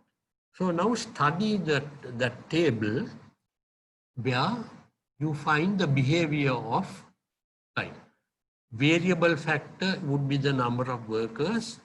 Total product means when one is working, what is the output? When two are working, what's the output? Three are working. So you will find total product will keep on increasing, but not at the same rate. Then the other thing is the column average product is total product divided by number of workers. But the important concept there is what is called the marginal product. Marginal product, which you will find it increases and suddenly you will find going down and down and down. So the ultimate situation of a negative MP becoming negative. When does the MP become negative? That is when these excess hands, excess workers are going to interrupt, disrupt the work of the other productive work. Sri Lankan situation, you all will be very much aware of that situation that you find. So that is the situation in the short run. So short run, what is the decision to take? Short run decision is where the CEO or a factory manager has to think of what would be the ideal number of what would be the best number or ratio of variable inputs to the given fixed factor. Decide on that. Variable, how much of variable inputs to the fixed factor. That is the short-term decision. And I gave the examples of sewing machines, of laptop computers, like that I gave. Even buses. Buses, two buses, but only one driver. That's not the combination. Two buses means you must have two drivers. Yes, So that, yes. In this table 5.1, the last column, wages 400 rupees per week, it's constant in each scenario. Why it's constant in each scenario? 5.1 you're saying? The table 5.1. Good. Yeah, the last column, wages, the weekly wages remains same regardless the number of workers. Yes, it's a number of workers, first unskilled workers, second unskilled workers, or first semi-skilled workers, second semi-skilled, third semi-skilled, yeah. Yeah. So that means it's not the total wage, I think, wage per person, right? No, I mean the same type of work that is being done, you're going to, I mean, we are just taking a simple example. Let's assume you have to pay all those steps of the same skill, we are paying a uniform wage. Uniform wage. So the wage is paid in rupees and cents or pounds and pence, dollars and cents. Wage is paid in rupees, right?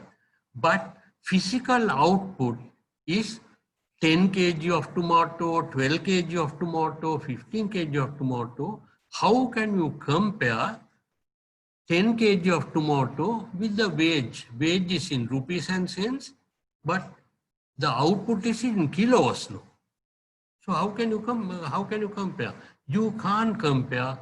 How you can compare is convert this marginal physical product, have to convert it into rupees and cents. 10 kg of tomato, for how many rupees and cents will it sell in the market? Otherwise, you can't compare unless you bring it to rupees and cents and rupees and cents. Because you can't compare the wage which is in rupees and cents with the physical product which is in kilos. You can't compare. So that is what is given there. That is, if the worker who's paid, the worker is paid price rupees 100, sorry, worker's wage is 400, right? All of equal skill now. Wage is 400, 400, 400, right? If the employer paying the wage 400 rupees, yeah, that's a cost. If the worker is producing tomatoes up to a value of 1,000 rupees, will you employ him or not? You'll employ, because cost is 400 rupees for you. But he's giving you back a return 1,000 rupees worth of tomato.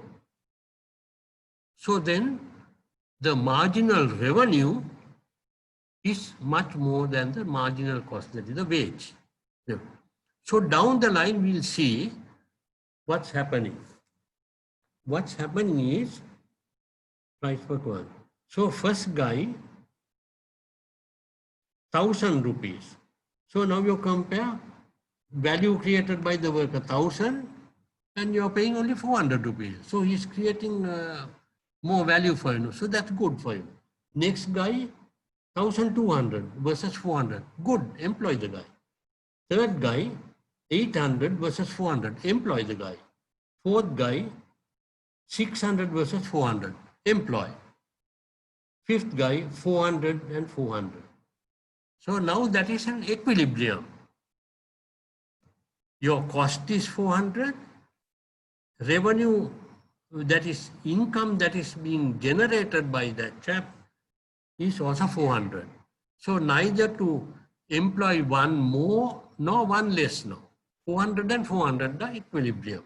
Equilibrium is like a state of rest. Neither to do one more nor to do one less. Right? But you bring the next guy, value created by him is not rupees. And you're going to pay 400 rupees. So don't employ that type of chap. Don't employ. If you're going to lose 400, where he has not created any value. So that's good that you refer to the table, otherwise you can't make the comparison. Because the wage, which is the price of labor or salary, is you have to pay in rupees. But the tomatoes produced is the physical product is in kilograms. So convert that into market price. Then you can compare it in terms of the revenue and the cost. So short run, that is the situation. What's the decision? How many variable inputs to the given fixed factor? How many variable inputs? Optimal point is that. Professor, just to interrupt, the Harish from Doha. Yeah, just if you work on these numbers, end of the day, what is one need to be focused on the output, that is the profit. So in that context, I believe. No, say that again. I'm sorry, I couldn't follow. Now, if you talk about this table of individuals and the number of workers and the output, and yes. So if you convert that, if you work on the numbers of the revenue and cost, so I believe though there's a marginal diminishing returns at some point beyond the I believe from the third worker, but if you look at from a profitability point of view, the fifth worker will give the most optimum profit. I just worked it on Excel. So, so I suppose, despite the marginal diminishing returns, one need to look to the bottom line, isn't it, Professor? Yeah. No, but for decision of a firm, the unchanging rule is what is the profit maximizing output is MR equals MC. Marginal revenue equals marginal cost. Correct. That is the point of balance. MR equals MC. That is ballpoint pen to produce that 10 rupees. Then by selling that, I earn 12 rupees. So why not produce that one? Then another situation is the ballpoint pen costs 10 rupees, but when I sell it in the market, only 8 rupees. Don't produce that. Always the point of balance will be neither to produce one more, not to produce one less, is marginal revenue equals marginal cost. So in this type of situation, agricultural operation or something, marginal revenue product and the wage, marginal wage, and the wage, all similar labor, no? 400 rupees like that. That is the point of balance. But whether, right, your only thing, you're using terms coming in finance like finance and marketing, bottom line, top line, and all that type of thing. Yeah. Okay. Yeah. In a simplistic form, when there are 4 workers and 5 workers, the impact is the same. So I suppose after the 4th worker, it will be marginal cost will exceed the marginal revenue. Yes, exactly. Yeah. Exactly. That's right. It's like marginal cost and marginal revenue. But here, marginal revenue product and the marginal wage. Marginal wage, of course, unchanging. Because now the economists, what they are asking, we have done a lot to, in the area of agricultural productivity, we have done a lot to improve the productivity. Now there's like vertical farming and all that type of land space may be given. There's a given thing. So various ways by which you can improve reclaiming land, and then also this vertical farming and all type of things are there. But the question is the land area, generally we think it's a fixed amount, no? Sri Lanka. Now, Singapore also, of course, they are not known for any agriculture, but they have been reclaiming the land to build their airports and all that. They do all that type of thing. Even here, we can reclaim land and do that. But the important question is, you will never find, if there's a fixed factor, land will be more or less inelastic in supply, almost like absolutely inelastic. In which case, the economist will ask, you're bound to face law of diminishing returns, because every worker you introduce, first worker produces 10 units, second worker 12 units, third worker not 8, 14 units, fourth worker 20 units, 25 units, 35. If the returns keep on increasing, then the question that is asked is, on 1 acre of land, can't you grow all the food that is needed to feed the 7.6 billion people on earth? So every time you go on introducing a worker, increasing returns, and increasing returns. So you're bound to come up, if there's a fixed fact, law of diminishing returns is going to come up, almost like a law of, like a physical law, it will come. Not as an law of economics, but like a physical law, increasing and increasing return. So you won't come to that situation. So that is the important decision for short run. How many workers to the given fixed factor? How many number of workers? Now, number of workers will be discrete numbers. 1, 2, 3. You can't find 2.5 workers and 3.8 workers. No. There, then don't think of number of workers as 1, 2, 3, but quantity as labor hours you can think. labor hours. Human being, you can't put 1.8 human beings in line. Now, Sri Lanka, the household size of a household is how much? 3.8. It is 3.8. 3 human beings are 0.8 of a human being. So not perfectly divisible, but it's more like a funny, like a joke, no? 3.8 human beings per household. Right. Then work on labor hours. Labor hours to a very smallest unit you can work. So only thing is agricultural operation, many textbooks bring this type of thing. But think of the examples I gave, IT and garment industry and any of those things. Huh? Excuse me, sir. I am Bandula. Yes, please. Yeah. Now this the law of diminishing return, how it reflect in case of technology development? Because now we are talking about here the fixed factors. But yes. Let's say if the technology develop, yeah, here do we need to consider this one as not a fixed factor, or how it reflects? Because I think in that case the productivity will go up, right? Yeah, you're correct. No, now we told that we are working on a simple mathematical model or something. Q equals function of L and K, labor and capital. So we have simplified, assuming that technology is given. But definitely if you bring the letter T, technology, definitely the productivity will improve. So for the simplicity, we are considering only capital and labor. That's a big shortcoming actually. It's a big shortcoming because you will find in the case of IT, there are knowledge workers. When you think of knowledge, right, labor, capital, physical capital, machine. But if you think of technology, the way of doing things, you will find simple operation is like this, right? I have an idea. Now think of the knowledge workers.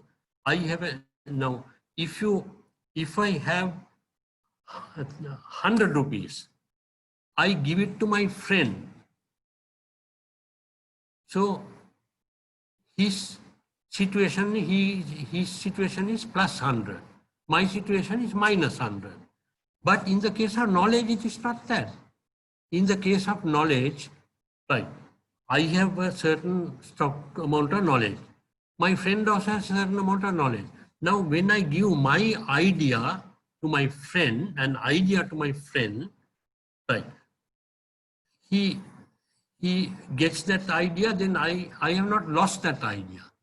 Now, on the idea given, my friend can do a little more processing and all that, and knowledge, you'll find he might be able to think on different lines, very innovative ways. Whereas I have not lost the knowledge. So by sharing, you definitely come to a situation where 1 + 1 is greater than 2. Definitely.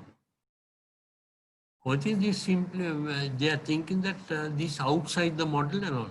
But technology is one of the most important factors which has helped agricultural productivity to improve, industrial productivity to improve, and service sector also, the supermarkets and all that, you will find the checking out and all these, all automated processes. See how much with automation, how we have increased the productivity. So just ignoring technology won't do. Yeah, that's the most important factor that is within the industry, that is there, within industry. Then outside industry also you can bring a lot of outside knowledge also.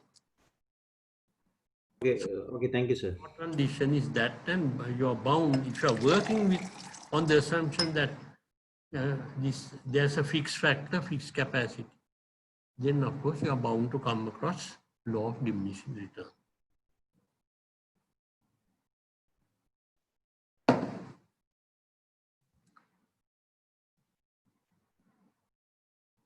Right. Now in the long run, what will happen? Long run, this assumption will not hold. Long run. Because given time, given time, our entrepreneur can buy another 50 acres of land, another 100 hectares of land. That option, that freedom is there. Now working with 10 machines, he can install another 100 machines. Machine capacity, plant capacity given, we told. No, long run that can be. So in the long run, there are no fixed factors. All the so-called fixed factors of the short run will become variable. So in the long run, the distinction between the difference between fixed and variable, it will cease to exist. It will no longer exist. Because the factory manager or the entrepreneur has the freedom. Has the freedom. Now, if I pose the question, can you tell me the exact number of days? Short run stands for 1 week. Beyond that, it is long run. Short run stands for 30 days, and beyond 1 month, it is. Or short run stands for 6 months, and beyond that is long. Now, how will you answer that question? It will depend on what? Can you tell exactly the number of days? Up to this, it will be. Can you tell? Or will you say no?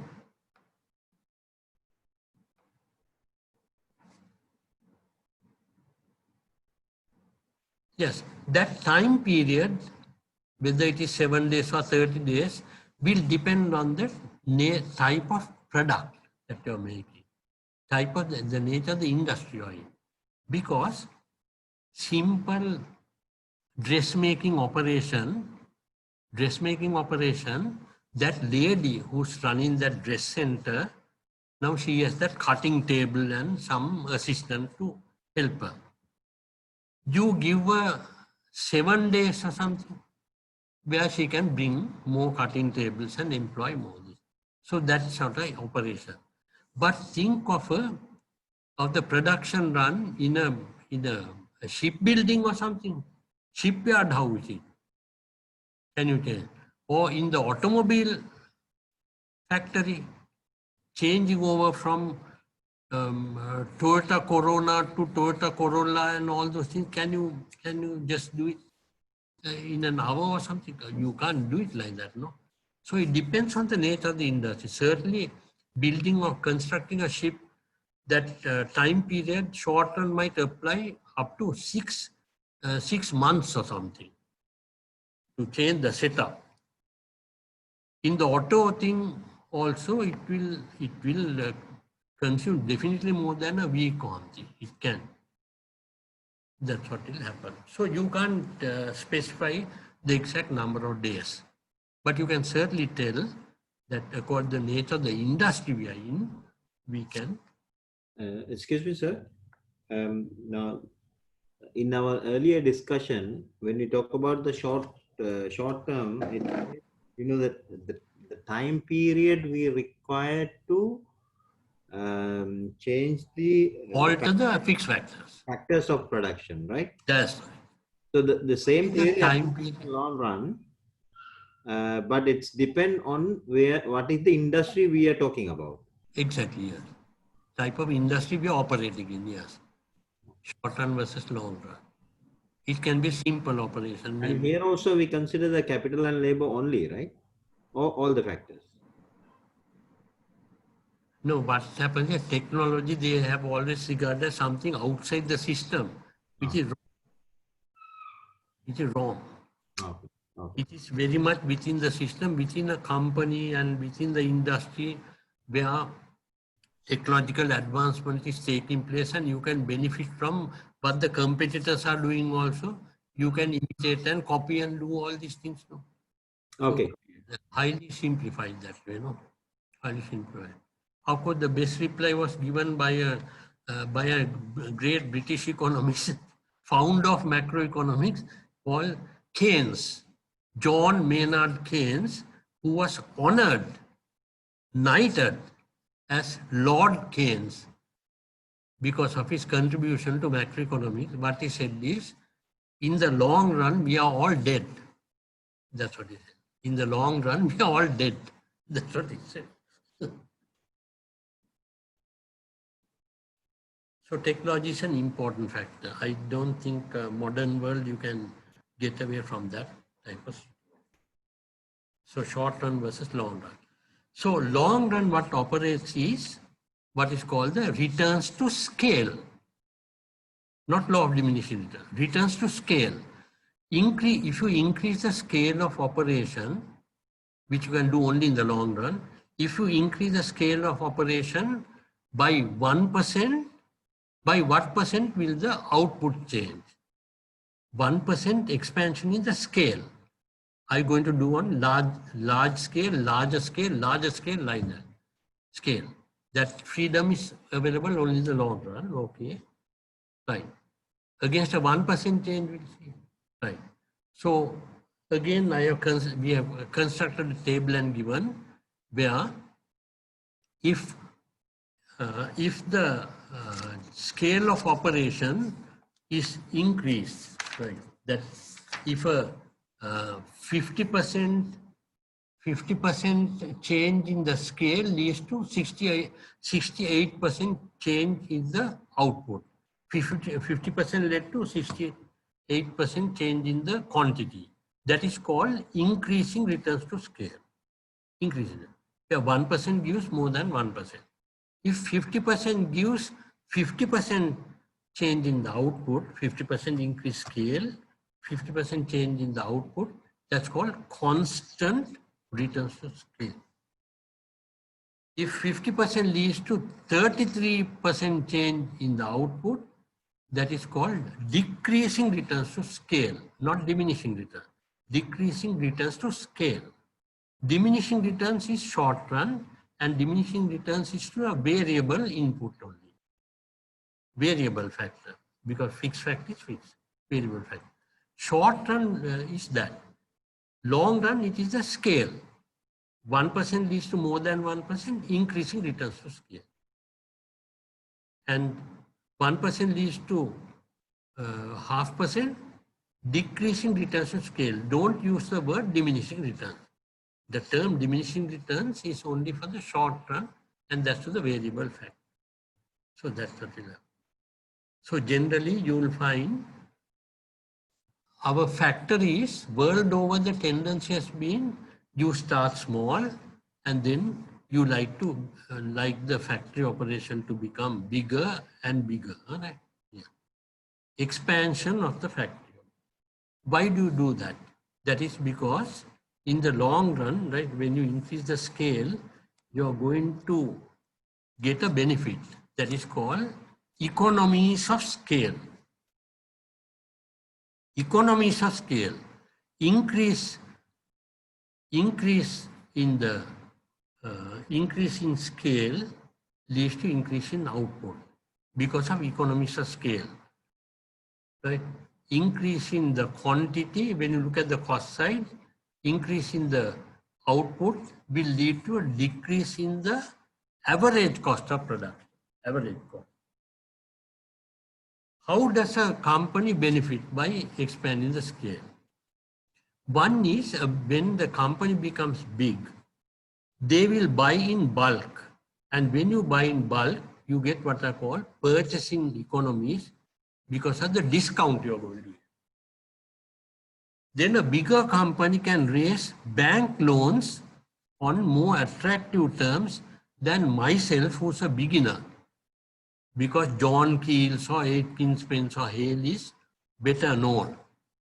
So they can get the loan, so many millions at a lower interest rate, and the repayment scheme also, there will be more freedom on that. So they benefit. That is financial economy. Financial economy. Then there can be research economies. Research economies. Earlier, companies small, they don't have money to put on research. But if you put money on research, you can come up with new products and also research on new processes. Now, banks, for example, they can streamline the operations so that things are made more convenient for the customer. More convenient for the customer because the processes are made very, they are streamlined, easier for the customer.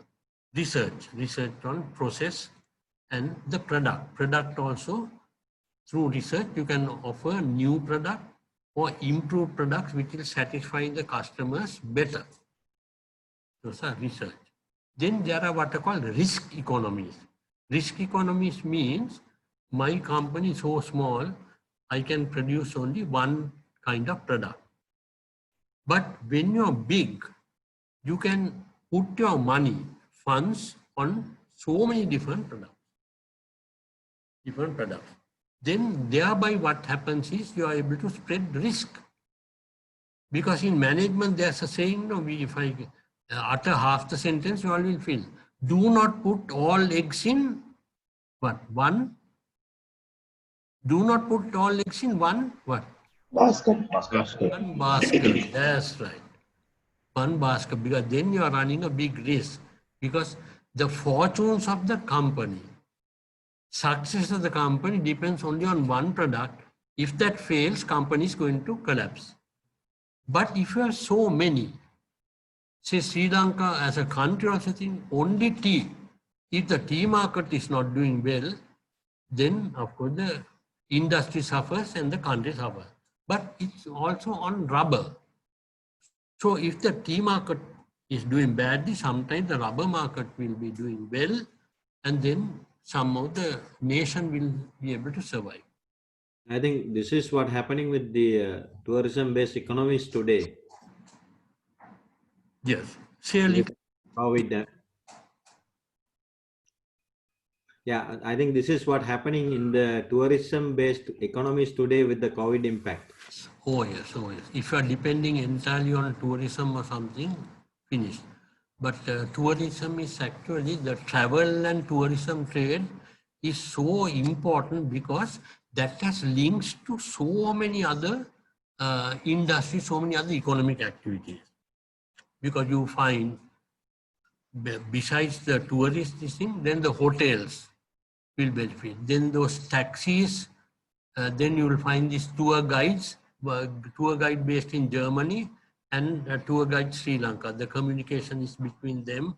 They are bringing tour groups and all that. Those steps will suffer.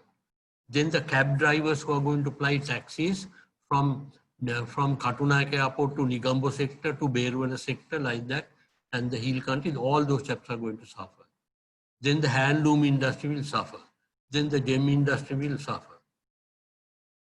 Then the food industry will suffer.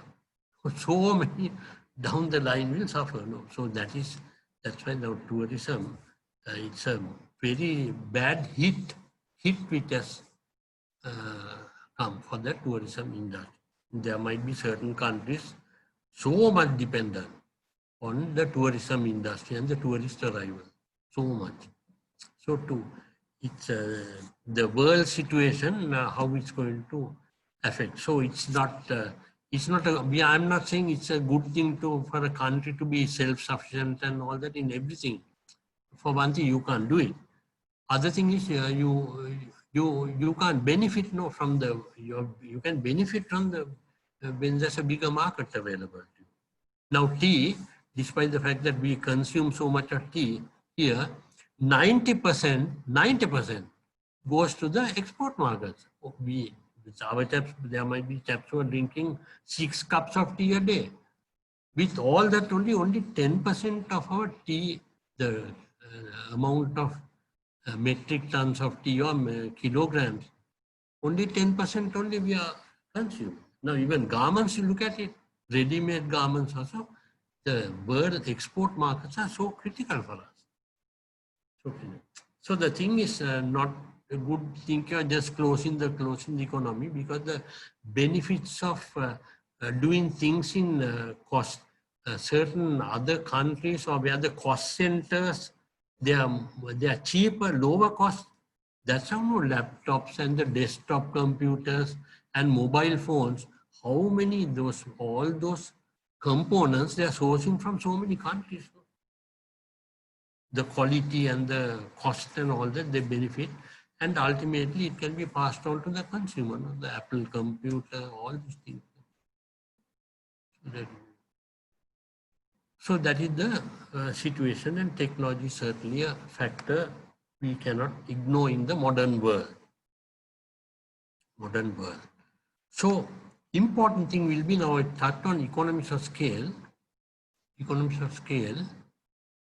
of scale, increase in output helps you to reduce the average cost, not total cost.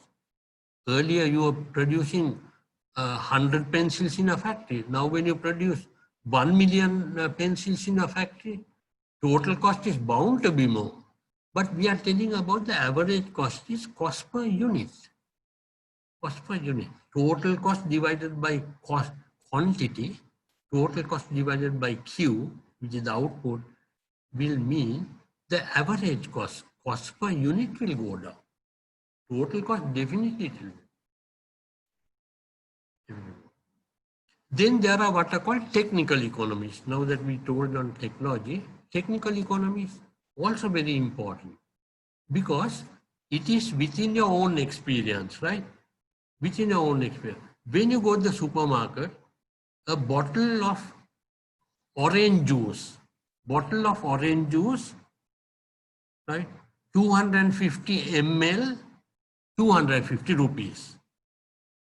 500 ml is not 500 rupees, but they are giving it 450 rupees.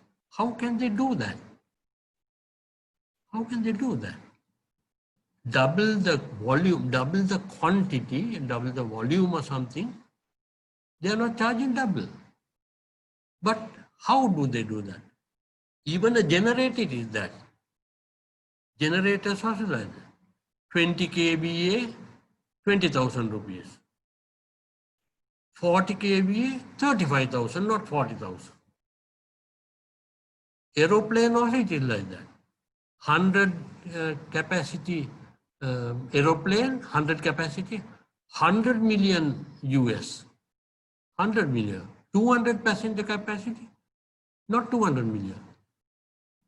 180 million rupee, 180 million US. How do they do that? Look at that bottle of orange juice or pineapple juice. How are you doing that? Where are you able to cut costs then? Where are you able to somehow reduce the cost?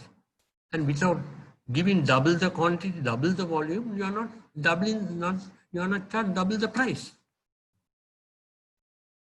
So where are you able to cut corners, sort of, you tell?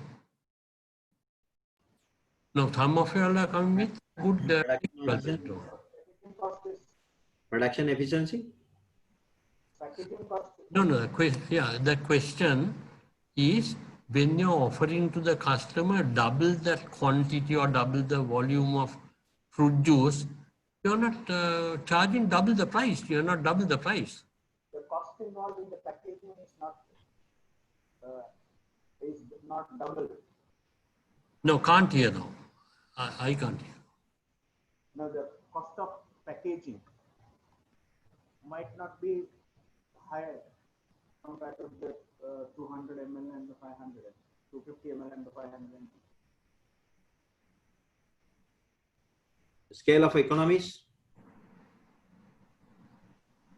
No, so right, we are mentioning again a technical term, but practical terms, where are you able to reduce on the cost so that you don't have to charge the customer twice that price?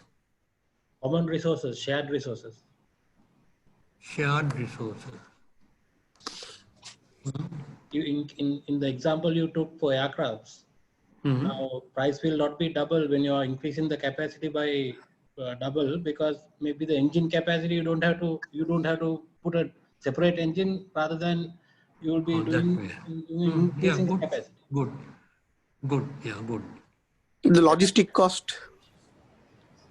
Reducing wastage.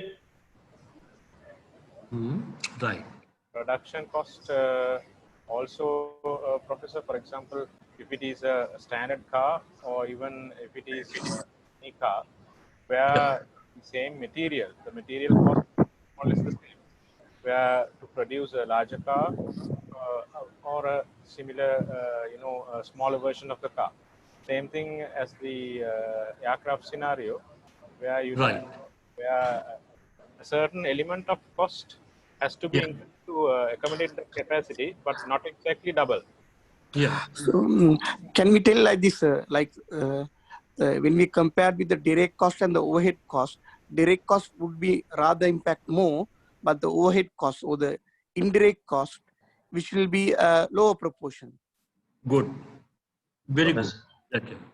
But also, now look at your pen drive. Pen drive also, there are various capacities now. Capacity now, double the capacity, they have not double the price. They have not double the price. So what happens is, this sort of material and the wire material and all that, you don't have to use twice the amount of material also. So think of it this way. I think this way you can understand better. Now you take a cardboard box. Cardboard box. There is the length, the width, length, breadth, and the height. Now we'll say it is 2 feet, 2 feet by 2 feet by 2 feet. 2 into 2 into 2. How many cubic feet would you find? 2 into 2 will give you. Totally is 8. 8. No, 2 into 2 into 2 is 8. Right. Next cardboard box is 4 into 4 into 4. How much will you get there? 64. Correct? Right. Yes. Now, to make that bigger cardboard box, did you use 8 times the material? See. So, similarly, our aeroplane also, that amount of steel is not needed. Then your passion fruit juice or pineapple juice and all that, you didn't have to use twice the amount of glass or plastic. So you're making able to cut costs because of that. Because of that, you have been able to cut the cost. It's essentially the material and even packaging also, it will be that too, with the box and all. 8 times the capacity you have been able to use. So that is reality. So those are the economies of scale. So general tendency in factory operations today has been move on to large scale and bigger scale operation. But to a point, only up to a point, because the moment you exceed that point, you will find increase in output, increase in the average cost. Then you say diseconomies of scale. Opposite of economies is diseconomies of scale, increase in the output, increase in the average cost. Why is that?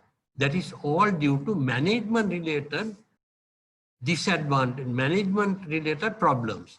What are the management related problems when you increase the size of the organization? Right. You all have gone through the communication thing. When the size of the organization becomes big, you will find the flow of information from boss, from top CEO down to the factory floor, so many levels it has to go through. And also back from the factory floor, information back to the number one to make the decisions, number one or the senior management team. So problems of communication. Problems of coordination. Ultimately, all departments, divisions must work towards a common goal, What happens is, now the boss must ensure that all these departmental heads work towards a common purpose. So, single human being has to ensure that. Not easy. We look at the number of departments, there will be the marketing division, production division. Then there will be the admin and finance division, then quality control, then IT, that division. So like that, all of us are working towards this common purpose. not an easy thing to do. True, we are helped. Today, global operation means still they are doing that. Greatly helped because of the advances in ICT. Because of IT area only, you have to bring all these operations, big network across the globe because of the advances in IT. But even then, ultimately, the parental headquarters, one human being or just a top management team has to be. Things are not easy. Right. Then control function also. So problems of communication, coordination, control. Control means not controlling the human being physically. Control means progress control. You have set certain goals and targets. Are we on the right course? Control means progress control. How is the progress right now? Because if you cannot achieve what had to be achieved within the 8-hour working day or something, then that goes into tomorrow as arrears, tomorrow's target achieved, and today's shortfall also builds in. So control is progress control. Are we on track? That's also control. Then also when the organization becomes big, the worker relationships also, you will find there's something called worker alienation. You know, many companies, you will find at the lower level, they have never seen their boss, no. Physically, that man they have never seen, no. So not a very happy organization to work in compared to small organization where it is very informal, like a family. That's also coming under contributing to the district economy. Then finally you will find when there's a market opportunities, big company, you will find sales and these chaps, field level workers will has to feed the information. Ultimately, at the highest level only, they are going to make a decision. That's going to take time. Meanwhile, the small entrepreneurial firm, they'll just grab the opportunity while we have to work through several levels to see that the decision is coming from the top. Small firm, they'll be able to capitalize, exploit the opportunity. So all are management related problems of communication, coordination, control. All C's, work alienation and ability to exploit market opportunities. All that the big companies, these economies have. Yeah. Then we move on to the cost side. Cost. In the short run, fixed factors and variable factors. Therefore, the costs relating to the fixed factor, like the building, rent, building insurance, all that, the cost pertaining to fixed factors is called fixed costs. The cost pertaining to variable factors or variable input, workers, wages, material costs will be variable inputs, costs are the variable costs. Total cost will be fixed factors, fixed cost plus variable cost will be total cost. TC equals total fixed cost plus total variable cost, otherwise FC plus VC. Yes. What is average cost then? My average cost is total cost divided by quantity. Total cost divided by quantity. So many cost concepts are there also. Again, costs also become familiar. Those lot I find, maybe BAHRAIN, I think there'll be more with management background. Right? So they, with finance and all they have done, I think perhaps at a better wicket when you think of the management degree like the MBA. Right? But don't get discouraged. All this I like because our overseas centers whatever we are lacking, we have amply compensated that by through the interest and the commitment to the program to learn and learn as much as possible to benefit, because from the investment, which is very high, and I hope your program fee also will be sizably pulled down, right? But investment means you must get the return, and return is finally lining up for the congregation. Somehow get that. So on our part, of course, maximum sort of support will be given, hand-holding exercise.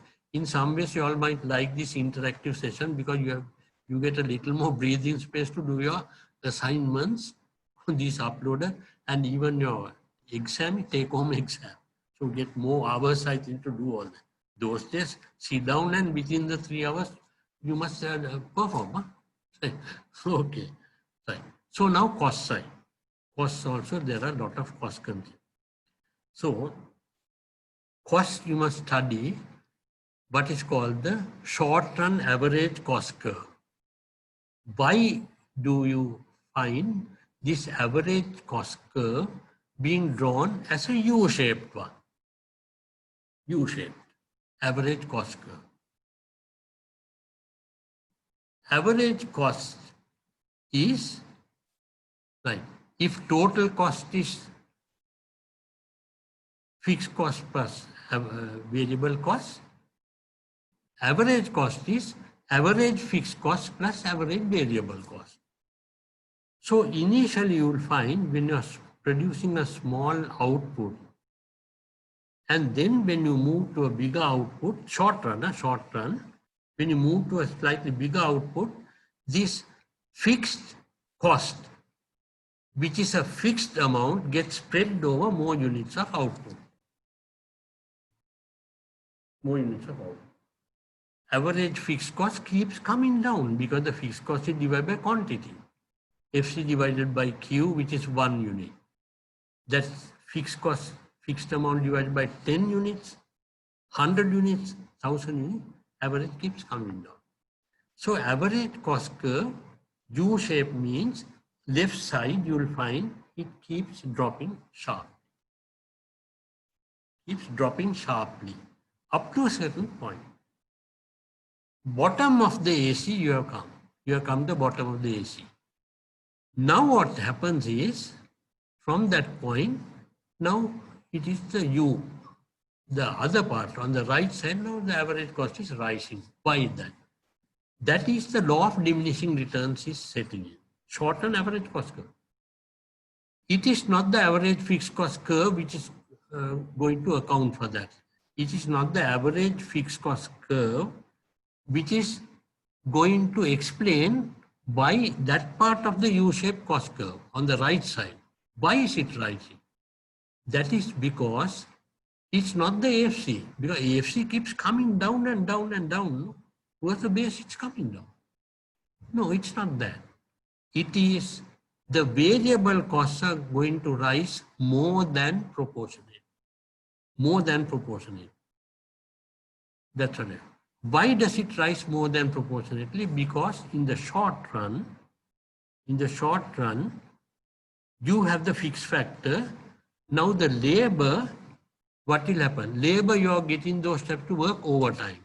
So overtime pay or night shift or something, you have to pay more. So wage cost will catch up. How about the materials? Fixed supply of materials in the PETA market or something like that here. I hope that familiar. Cloth, all of us are rushing to buy the limited stock of cloth. You have to pay more for the material. How about the machine cost? Machine cost, what will happen? Earlier, we were working only one shift, 8-hour shift. 8 hours the machines were work, 16 hours the machine was rested. Now you are working the machine 24 hours per day into 30 days of the month. Then there will be obviously repair and maintenance costs coming. So those are the factors which are actually going to pull up that AC going to come down. Because bottom of the U-shaped curve. From that point up, which is going, means the law of diminishing returns is operating. On this side, you look from the cost side, unit cost keeps on increasing. It's like that, it's a mirror image. Input, output thing, cost output will be like the two sides of a coin. So what is the ideal point at which you must operate? Ideal. In the short run, if you can operate at the bottom of the short run average cost curve. In the long run, we can go on from this size of the plant, machine capacity. Our entrepreneur has the freedom to move to the larger machine, which has another short run average cost curve. To move to a still bigger machine. That freedom is available to the entrepreneur or the factory manager. So, if you have to produce a bigger output, smaller machine might be able to do it, but at higher average cost. So to produce a bigger output, why not buy? Why not invest in a bigger machine, which will do the job, produce that output at a lower unit cost? So the long run average cost curve is built out of so many short run average cost curves. And there the diagram is given on page 95 of the text, by which is 95 of your chapter, which is photocopied for you. So long run, you operate at that point where the cost is at minimum. Cost is minimum. Right. Minimum efficient scale of operation. That is the principle. Minimum efficient scale of operation. Minimum efficient scale of operation. That is, if we are in the semiconductor industry where these microchips are produced, right? Minimum. You have to be producing 6 million chips in that plant per year. 6 million you have to produce. Right. If you are producing laptop computers, if you are producing computers, that computer where they are assembling, that final this thing is being produced, that single plant, you must be able to produce 250,000 machines per plant per year. Those examples are given already in this chapter, which is photocopied for you. That is the minimum efficient scale. Otherwise, you don't get the benefit of the economies of scale. Minimum efficient scale. So operate on that. MES diagram is also given. The best example, the world's biggest integrated plant, automobile plant, automobile manufacturer, is the Hyundai car, which comes from South Korea. And the name of the plant is Ulsan. I have quoted in the book also. Ulsan plant, ULSAN plant in South Korea, where that single plant produces 1.2 million cars per year. 1.2 million cars per year. Now see the scale of operation of a single plant. Hyundai car is found on the road, on the streets in Colombo. It's found in Canada. It's found in more than 100 countries in the world. In US, in Australia, in Germany, in Japan. Hyundai car. 1.2 million cars coming out of a single plant called Ulsan plant. So 1.2 million cars per year. If you see how many cars are coming out per day, 1.2 million, you divide by 365 days and see what is the result you're going to get. 1.2 million divided by 365. You will get, the figure is 3,300 cars, 3,300 cars per day, single plant. 3,300 cars rolling out of a single plant per day. Every day of the year it is like that. So if I am going to set up, that Tilak Fonseca is going to set up a car plant here to produce 100 cars per day, how can you compete with Hyundai? Forget about it. You can't compete. If you are going to compete on cost, forget about it. Don't ever think of entering the car industry. Don't think of entering the car industry. If you're on cost, if you're on thinking of some branded car, handcrafting and all beautiful work, then of course, it's not on cost. You can charge a premium price then. Ferrari and all the Aston Martin and Lamborghini and all that, right? It will be a different type of game then. Different type of game. So that's how things will work. Huh?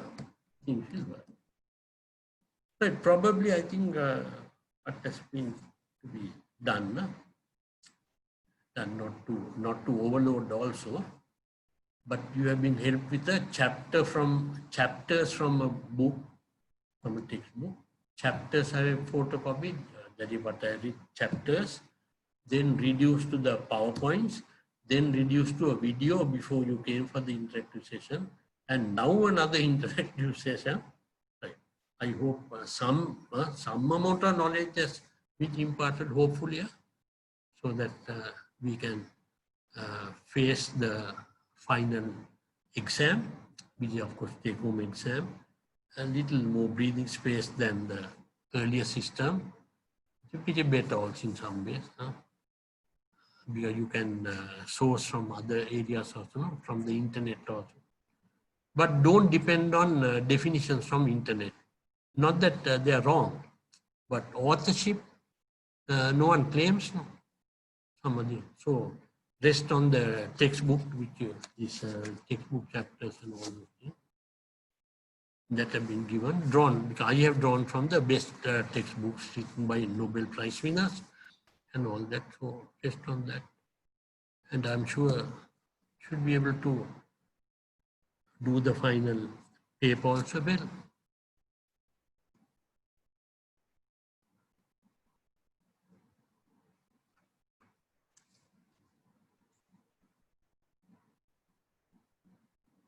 So anything to clarify? Yes, we are somewhere there, I think, coming close.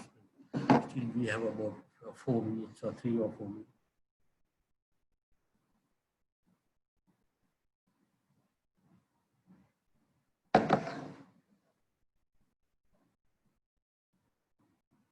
So after about an hour's short break or so, Dr. Teo Mendes will come on there. Sri Lankan time, of course, it will be 1:30. 4:30 is the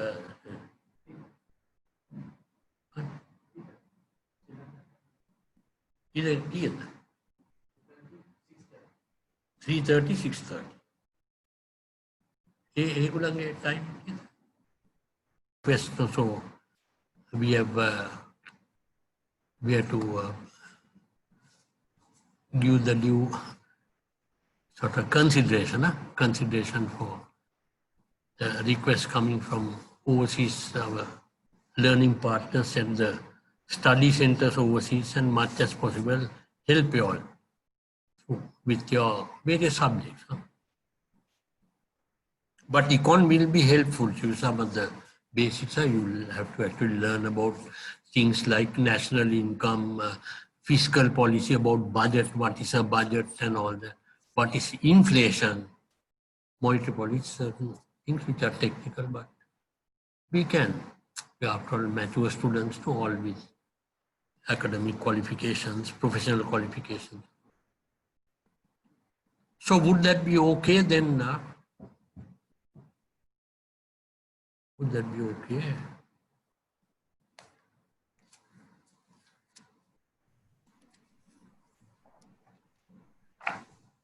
So anything we can probably we are almost on time now. I'm just.